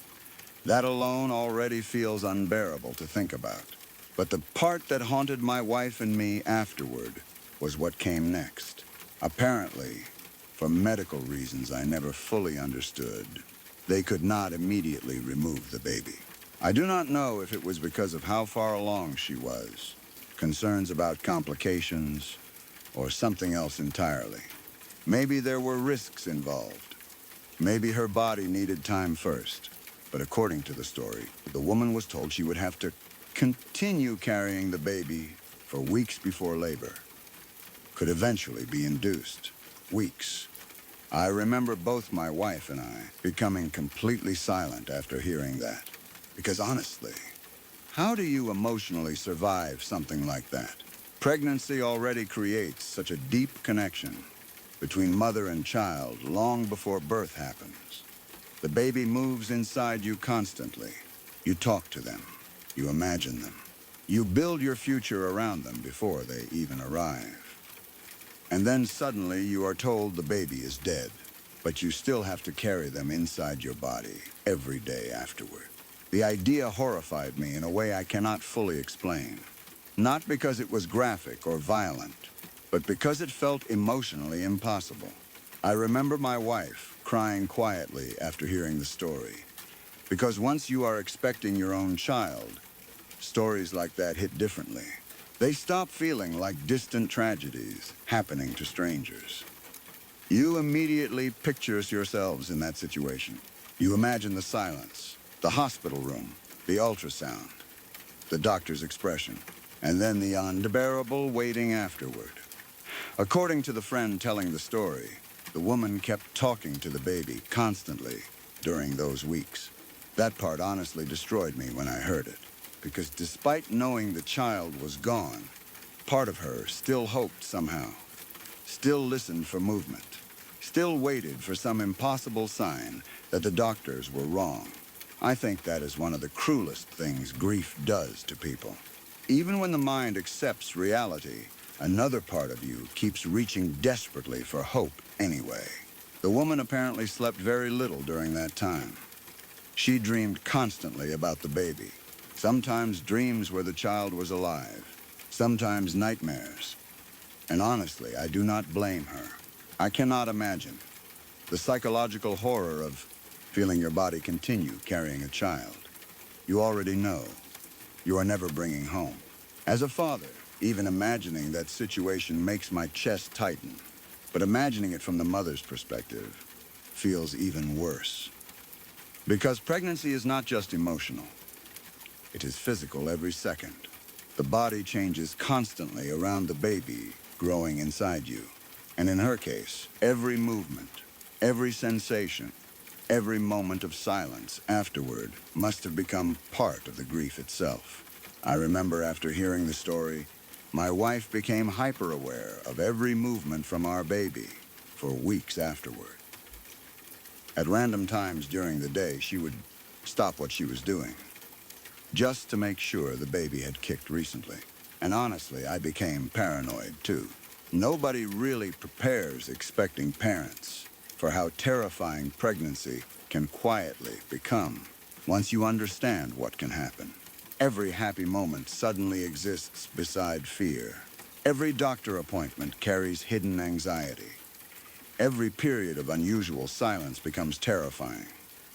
I think that is why the story stayed with me so strongly. Not because of gore or shock value, but because it touched something deeply human and horrifying at the same time. The idea of grief trapped physically inside your own body. The idea of a mother carrying death where life was supposed to be. And honestly, I still think about that woman often, even though I never met her personally. Sometimes when I see pregnant women walking around town smiling with their families, I think about how fragile that happiness really is. How many private fears and heartbreaks can exist behind ordinary-looking lives? People around us rarely know what others are carrying emotionally. A woman standing quietly in a grocery store might be preparing a nursery, or she might be grieving a child nobody else ever got to meet. And both people could look exactly the same from the outside. That story also changed the way I think about parental attachment before birth. Some people who have never had children assume bonding only begins once the baby arrives. But that is not true. For many parents, especially mothers, that connection begins long before birth. The baby already becomes part of everyday life, part of future plans, part of identity, part of love itself. So losing that child halfway through pregnancy is not losing an idea. It is losing someone already deeply real to you, and then having to continue carrying them afterward. Honestly, that may be one of the cruelest emotional situations I can imagine. Even now, I still picture that woman lying awake at night, speaking softly to her unborn child, despite knowing there would never be an answer, hoping for movement, dreaming about the baby, trying somehow to survive those endless weeks between death and delivery. People often think the scariest stories are about ghosts, monsters, or violence. But sometimes the stories that stay with you forever are simply about human suffering that feels too enormous to comprehend fully. This was one of those stories for me. Not supernatural, not mysterious, just deeply tragic in a way that quietly haunts you afterward. And honestly, after becoming a parent myself, it affects me even more now than it did back then. Because once you hold your own child for the first time, stories about parents losing theirs stop feeling like distant tragedies. They become unbearable to imagine. And somewhere out there, I still think about that woman sometimes, about those silent weeks, about the conversations she continued having with her baby, and about the unimaginable strength it must have taken simply to wake up every morning carrying that grief inside her body until the end finally came.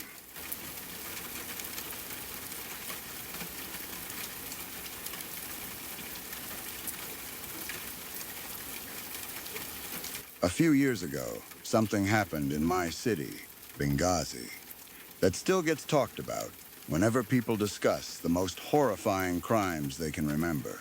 Even now, years later, many people here still know the story immediately if somebody brings up the case.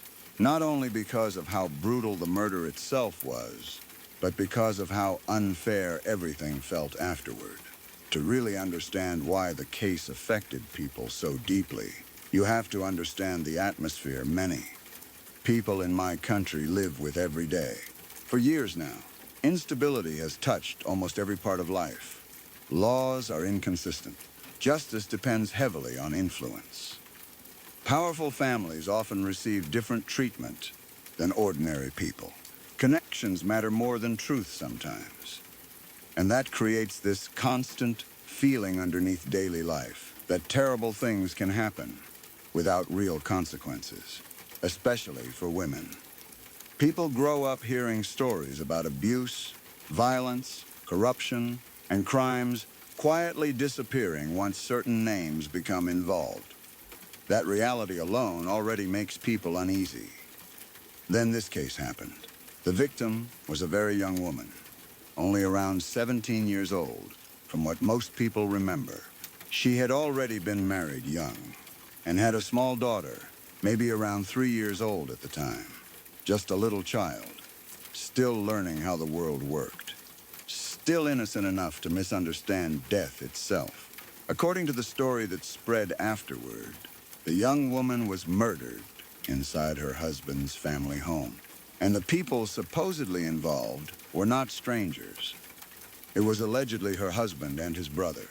That detail alone already horrified people, because crimes committed inside families always feel especially disturbing. Home is supposed to be the safest place for someone. Instead, according to everything that spread, afterward it became the place where she died.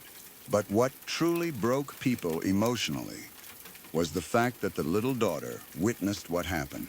The child was reportedly nearby, while her mother was attacked and killed inside the house. Imagine that for a second. A 3-year-old child watching adults hurt her mother without understanding why. Children at that age do not fully understand concepts like murder or death. They only understand fear, confusion, loud noises, panic, crying, and adults behaving in terrifying ways. And according to the story, the horror did not even stop there. After the young woman was killed, the husband's mother reportedly helped clean blood from the body, using water and a plastic container while the child was still present. That detail spread everywhere afterward because it disturbed people so deeply. The image itself felt unbearable. A small child standing nearby, while adults cleaned blood from her dead mother as if trying to erase what happened. People could not stop talking about it because it felt less like a crime and more like something emotionally monstrous. And somehow the situation became even worse afterward. Instead of admitting the truth, the husband reportedly went to the girl's family and claimed she had simply run away. That accusation carried enormous weight in conservative communities. In many places, especially within traditional families, claiming a married woman ran away creates shame, gossip, suspicion, and social damage, even after death. It attacks her reputation. It changes how people talk about her. Some families never fully recover socially from accusations like that. So according to what people believed happened, not only was the young woman murdered, but afterward they allegedly attempted to destroy her reputation too, in order to protect themselves. For a while, confusion surrounded the situation. People did not know exactly what happened. Some believed the husband's story. Others immediately suspected something darker. Then the body was discovered. According to what spread online, and through local news at the time, the husband's brother disposed of the body inside a trash bag near a small private hospital. Even now, that detail shocks people because of how cold it sounds. A human being treated like garbage after death. Apparently, people nearby became suspicious after noticing the bag and eventually checked it. And that was the moment the entire case exploded publicly. Police became involved. Information spread rapidly online. Photos, rumors, details, screenshots, and discussions flooded social media almost overnight. In cities like Benghazi, stories travel incredibly fast already through family connections and local communities. But once social media became involved, the case reached almost everybody. And the public reaction was immediate fury.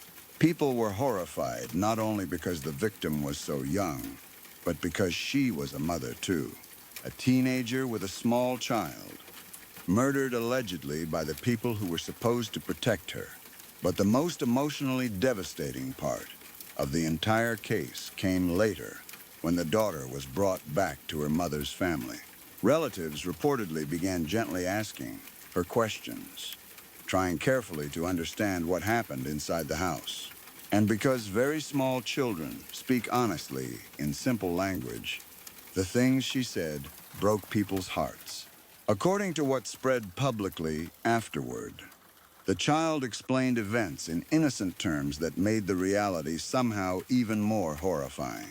Instead of saying her mother was murdered, she reportedly described it like this: "Mom got hit in the head and went to sleep." That sentence alone devastated people because it showed how her brain was trying to process violence without understanding death. To her, her mother had not been killed. She had simply gone to sleep. But the detail that haunted people across the city most was what she reportedly said about seeing blood being cleaned afterward. According to countless people repeating the story online, the child described it by saying, "Grandma made Mommy swim in the water." That sentence spread everywhere afterward. And honestly, even years later, people still remember it, because hearing horror translated through the innocent language of a child somehow makes it feel even darker than graphic descriptions ever could. The little girl did not understand blood cleanup.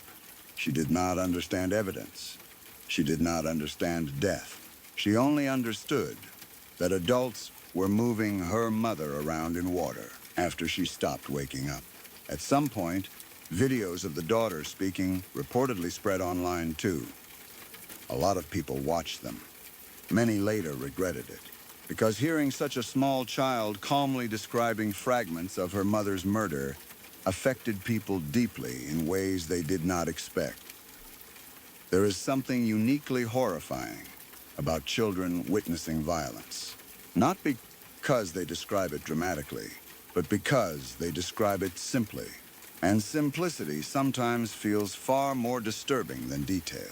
But honestly, what frightened many people most about this case was not only the murder itself, it was what happened afterward, or rather, what did not happen. Despite the brutality of the crime and the massive public outrage surrounding it, many people believed the punishment the family eventually received was far too small compared to the horror of the case. Rumors spread constantly about family influence, powerful connections, and interference protecting those responsible. Whether every rumor was true or not almost stopped mattering after a while, because the public already believed something important: that justice was not equal. And honestly, that belief terrifies people more than individual crimes sometimes, because murder itself is horrifying enough. But when people begin believing powerful families can avoid serious consequences entirely, fear spreads much deeper into society, especially among women, especially among poorer families, especially among people without connections. The case became symbolic of several fears at once: violence against women, early marriage, family abuse, corruption, social power, and the emotional destruction left behind when children witness things they should never see. Even years later, people in Benghazi still mention the case sometimes during conversations about injustice or horrifying crimes. And interestingly, when people remember it now, many no longer focus first on the body or the murder details. Instead, they remember the child, that tiny little girl, trying to explain death using words she could understand. Mom went to sleep. Grandma made Mommy swim in the water. Those sentences stayed inside people's heads permanently because they captured something uniquely tragic about the entire story. Not only the cruelty of the adults involved, but the innocence destroyed around them too. And honestly, cases like that leave psychological scars on entire communities because they remind people how fragile safety actually is in places where justice feels uncertain. Because in the end, the story frightened people for a deeper reason than violence alone. It reminded everyone that sometimes the most horrifying part of a crime is not what evil people do. It is the fear that afterward, nothing meaningful will happen to stop them.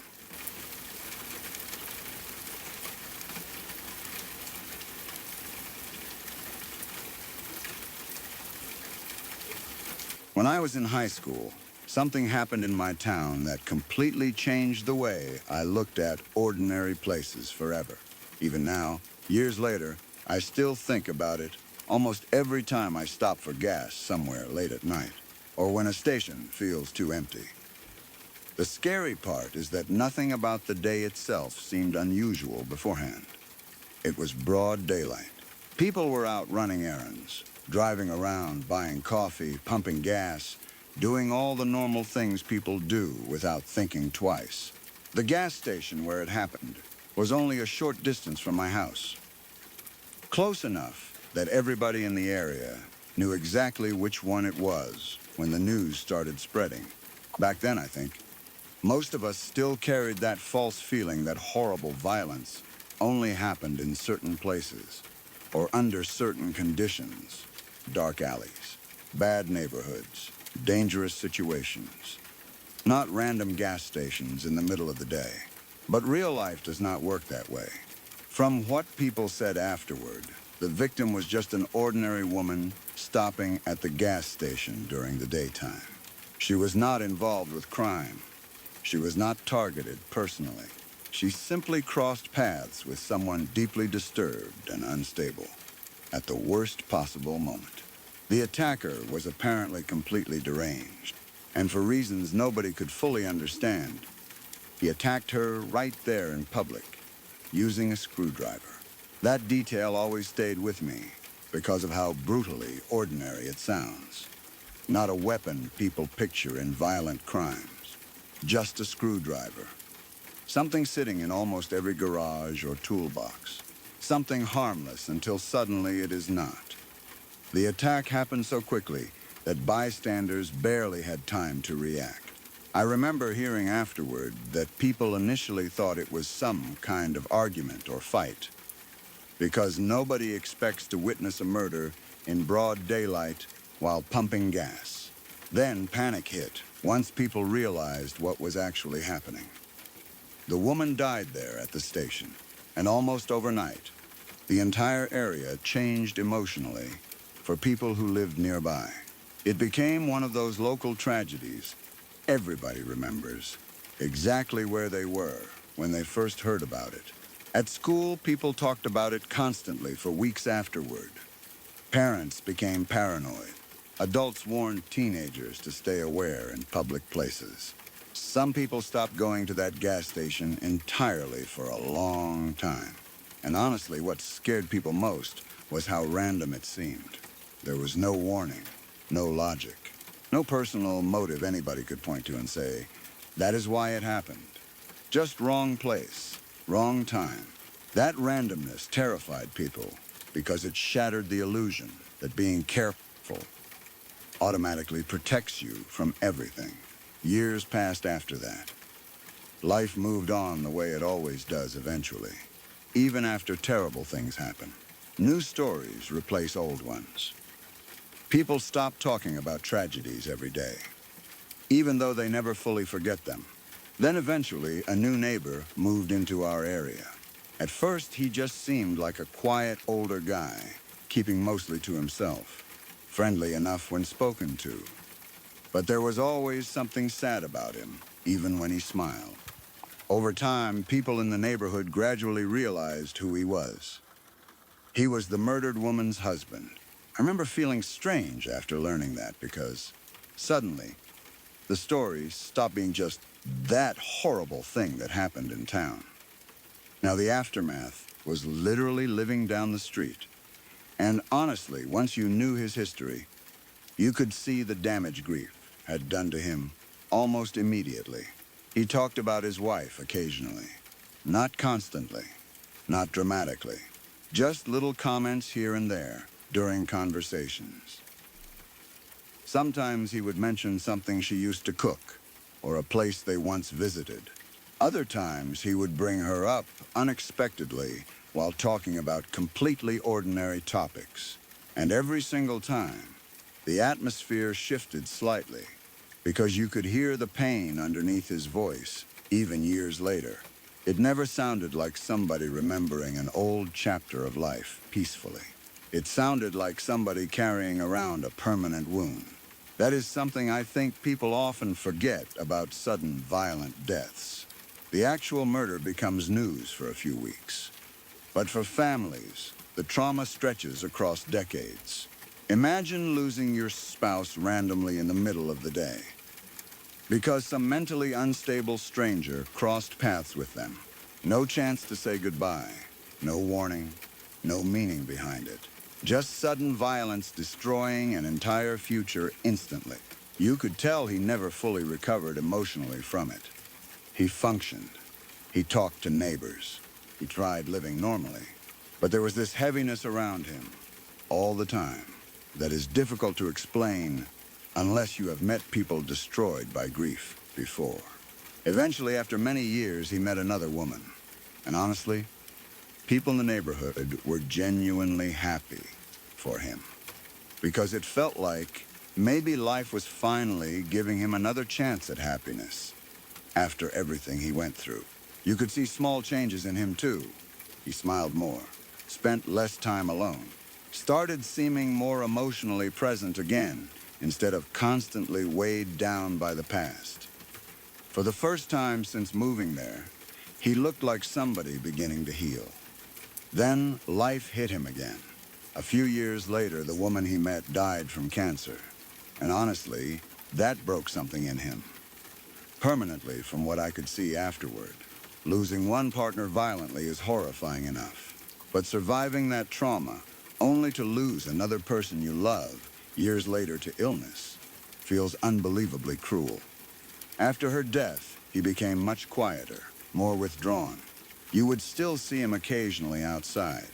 But the little spark that had slowly returned after meeting her seemed completely gone afterward. And every time I saw him, I thought about how unfair life can feel sometimes. One random act of violence destroys your world. You somehow survive emotionally long enough to try rebuilding it. Then tragedy comes again anyway. There are some people who honestly seem crushed repeatedly by life, until you almost wonder how they continue functioning at all.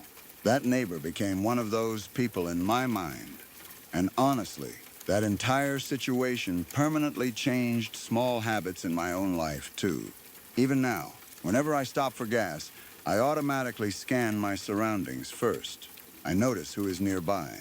I pay attention to strange behavior. I avoid distractions while pumping gas.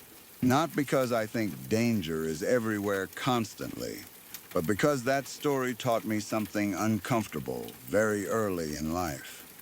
Terrible things do not always announce themselves beforehand. Sometimes ordinary moments become traumatic in seconds. A gas station, broad daylight. A random stop during a normal day. Then suddenly someone is dead, and dozens of other lives are emotionally damaged forever afterward. And honestly, what stayed with me most was not even the murder itself, eventually. It was the husband. seeing what decades of grief looked like living quietly inside a person. The way tragedy kept following him, and realizing that when violence happens, the damage rarely ends with only the victim. Sometimes the people left behind spend the rest of their lives carrying pieces of it too.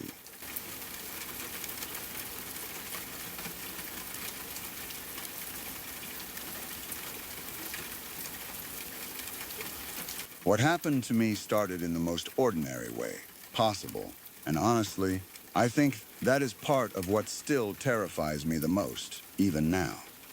People imagine danger looking obvious. They imagine creepy strangers, dark alleys, dramatic moments where every alarm bell goes off immediately. Real danger does not always look like that.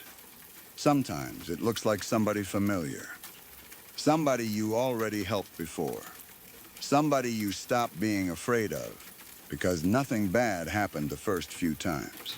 That is exactly what happened to me. There was this guy I had given rides to several times before, maybe 4 or 5 times total. Nothing about him initially made me panic. He acted normal enough, friendly enough. Looking back now, there were probably warning signs I ignored. But hindsight always makes things clearer than reality does in the moment. The last time I picked him up was the time everything changed. I do not even like replaying the exact beginning anymore, because honestly, it almost feels disconnected from the rest of my life now. Like it happened to another person entirely, but suddenly I was no longer free. And from there, things escalated fast. I ended up being taken into Mexico, and eventually learned they expected me to smuggle drugs across the border by physically carrying them internally while walking into the United States. I know that sounds unbelievable. Sometimes, even now, I still think about it, and it feels unreal. Like something from a movie, instead of something that actually happened to me. But real-life trafficking operations are horrifyingly organized. People disappear into systems like that much easier than most outsiders realize. At first, I genuinely thought I was going to die almost immediately. And honestly, I probably would have if I had not figured out very quickly that survival depended on becoming useful somehow. I could not carry large amounts internally because of my body physically not being able to handle it safely. That made me dangerous to them in a different way. Because if you are not useful to people like that, you become disposable, and disposable people disappear. I understood that terrifyingly fast. So I started trying to think strategically, instead of emotionally. That sounds cold, but survival changes the way your brain works. You stop thinking in normal terms like dignity or fairness. You start thinking in percentages. What gives me slightly better odds of surviving today? What reduces the chances of violence tonight? What makes them less likely to kill me? There were 3 men mainly in charge during the time I was there, and eventually I made the decision to become attached to one of them. Not because I wanted to. Not because I trusted him. Not because I was manipulated romantically. I did it because I realized being considered one man's girlfriend potentially reduced the chances of being assaulted constantly by multiple different men every day. Maybe not completely, but maybe slightly. And when you are trapped in situations like that, slightly better becomes enough reason for almost any decision. That is one thing people who have never experienced prolonged captivity sometimes do not understand. Victims adapt, not because they want to, because the human brain desperately tries finding patterns and survival strategies inside horror. I knew choosing one man did not protect me completely. I knew he was dangerous too. I knew he likely hurt other girls himself. But I was trying to survive minute by minute. And honestly, I was learning everything in real time, while terrified constantly. I tried escaping more times than I can even count now. People always ask why victims do not just run. I ran, over and over again. The problem was, They knew exactly how to control people, psychologically.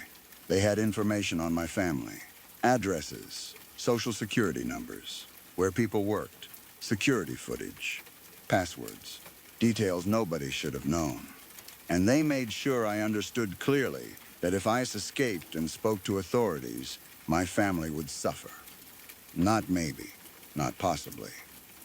They spoke about it like certainty. And the horrible thing was, I believed them completely.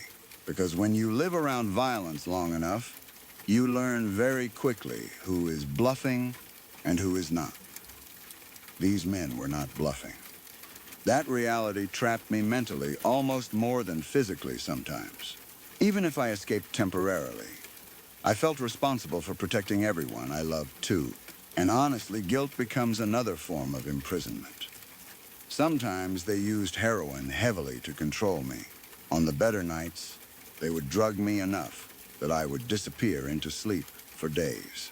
I know that probably sounds horrifying to normal people reading it. And it was. But at the time, unconsciousness sometimes felt like mercy compared to being awake. I would wake up disoriented, dehydrated, filthy, laying in my own urine on some random floor or mattress, not even fully sure where I was anymore. My body would hurt everywhere, my throat dry beyond belief. Sometimes chains or restraints had cut into my skin long enough that entire muscles cramped from not being able to move properly. And the first thought was almost always water. Not freedom, not escape. Water. That is another thing trauma does. It shrinks your world down to survival basics. Water, breathing, less pain. One more day alive. And sometimes, horrifyingly enough, I would miss him when he disappeared for too long. I know that sounds impossible or sick to people who have never experienced trauma bonding before. But when one person becomes simultaneously your abuser, source of fear, source of food, source of drugs, source of punishment, and occasionally source of temporary comfort, your brain becomes psychologically tangled in ways that are hard to explain, especially while isolated and terrified constantly. Still, I never stopped trying to escape. Every chance I got, I ran, sometimes literally barefoot. Sometimes grabbing only a jacket first, if one happened to be nearby. One of the worst periods happened when we were near San Diego. That part destroyed me mentally because I grew up nearby.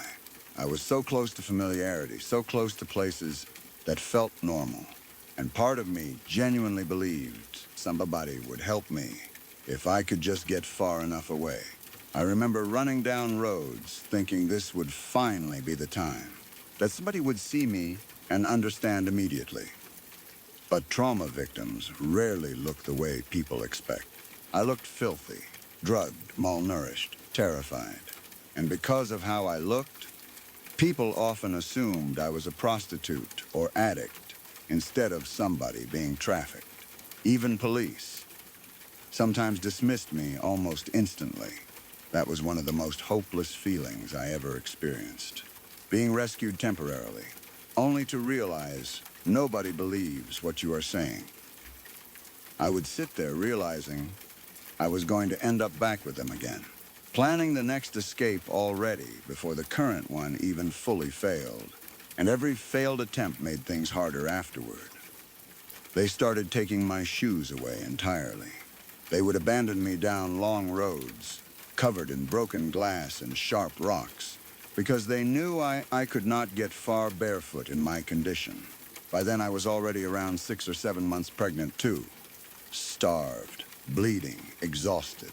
My feet shredded from running, my body covered in bruises. And despite everything happening to me physically, I became obsessed with protecting the baby. That probably sounds strange to some people given the circumstances. But honestly, he became one of the biggest reasons I kept surviving. I protected my stomach constantly, avoided falls when I could, tried shielding him from needles, violence, staircases, anything dangerous, even while barely surviving myself. There were horrifying rumors, too. Among the girls there, about a man they brought pregnant girls to. Supposedly, if they knew somebody was pregnant or bleeding heavily, they took them to this older guy for procedures. And from what we understood, many girls never came back afterward. One girl who disappeared while pregnant was later supposedly found dismembered near the border. I do not know every detail for certain anymore, because trauma blurs memory sometimes. But fear spread constantly among us surrounding pregnancy. I learned quickly to hide mine as long as possible. Thankfully, starvation delayed how much I showed physically. That probably saved my life, honestly. Eventually, somehow, I got out. Even now, I struggle explaining exactly how, because parts of that time period feel fragmented in my memory. Trauma does that too. Certain moments remain crystal clear forever, while entire months feel foggy. But somehow I survived, and somehow my son survived too. That still amazes me, honestly. After everything my body endured, he still survived.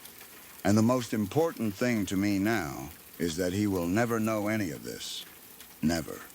As far as he knows, I simply wanted him, desperately. That is the story he gets. That I was a single mother who prayed for him, hoped for him, and eventually had him because I loved him so much already.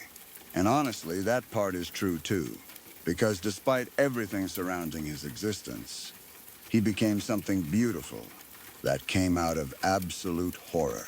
People who read true crime stories often imagine the scariest scenarios possible and think they would recognize them immediately if they happened in real life. I used to think that too, but real horror usually feels confusing while you are inside it. Not cinematic, not dramatic every second, just exhausting, dirty, terrifying, hopeless. And survival becomes smaller and smaller decisions, repeated every day until somehow you either make it out or you do not. Honestly, the thing that scares me most now is realizing how ordinary my life looked before it happened. One normal decision, one familiar person, one ride offered, and suddenly my entire existence disappeared into a nightmare I genuinely thought I would never escape. I know some people struggle understanding stories like this if they have never experienced being physically overpowered, psychologically controlled, or treated as property before, especially men sometimes. Not because they lack empathy, but because the fear women carry in situations like that is deeply physical, in a way difficult to fully explain. You realize very quickly how vulnerable the human body actually is once somebody decides your survival no longer belongs to you. But I survived. My son survived. And honestly, sometimes even now, that still feels unbelievable to me.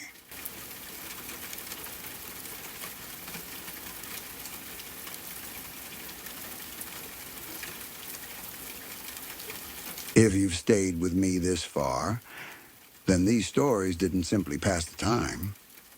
They stayed with you. Everything you heard tonight was real.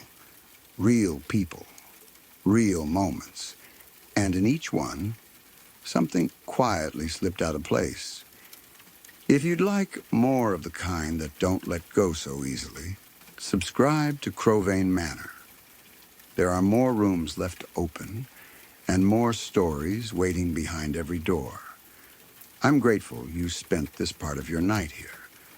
Rest well, and I'll be waiting when you return.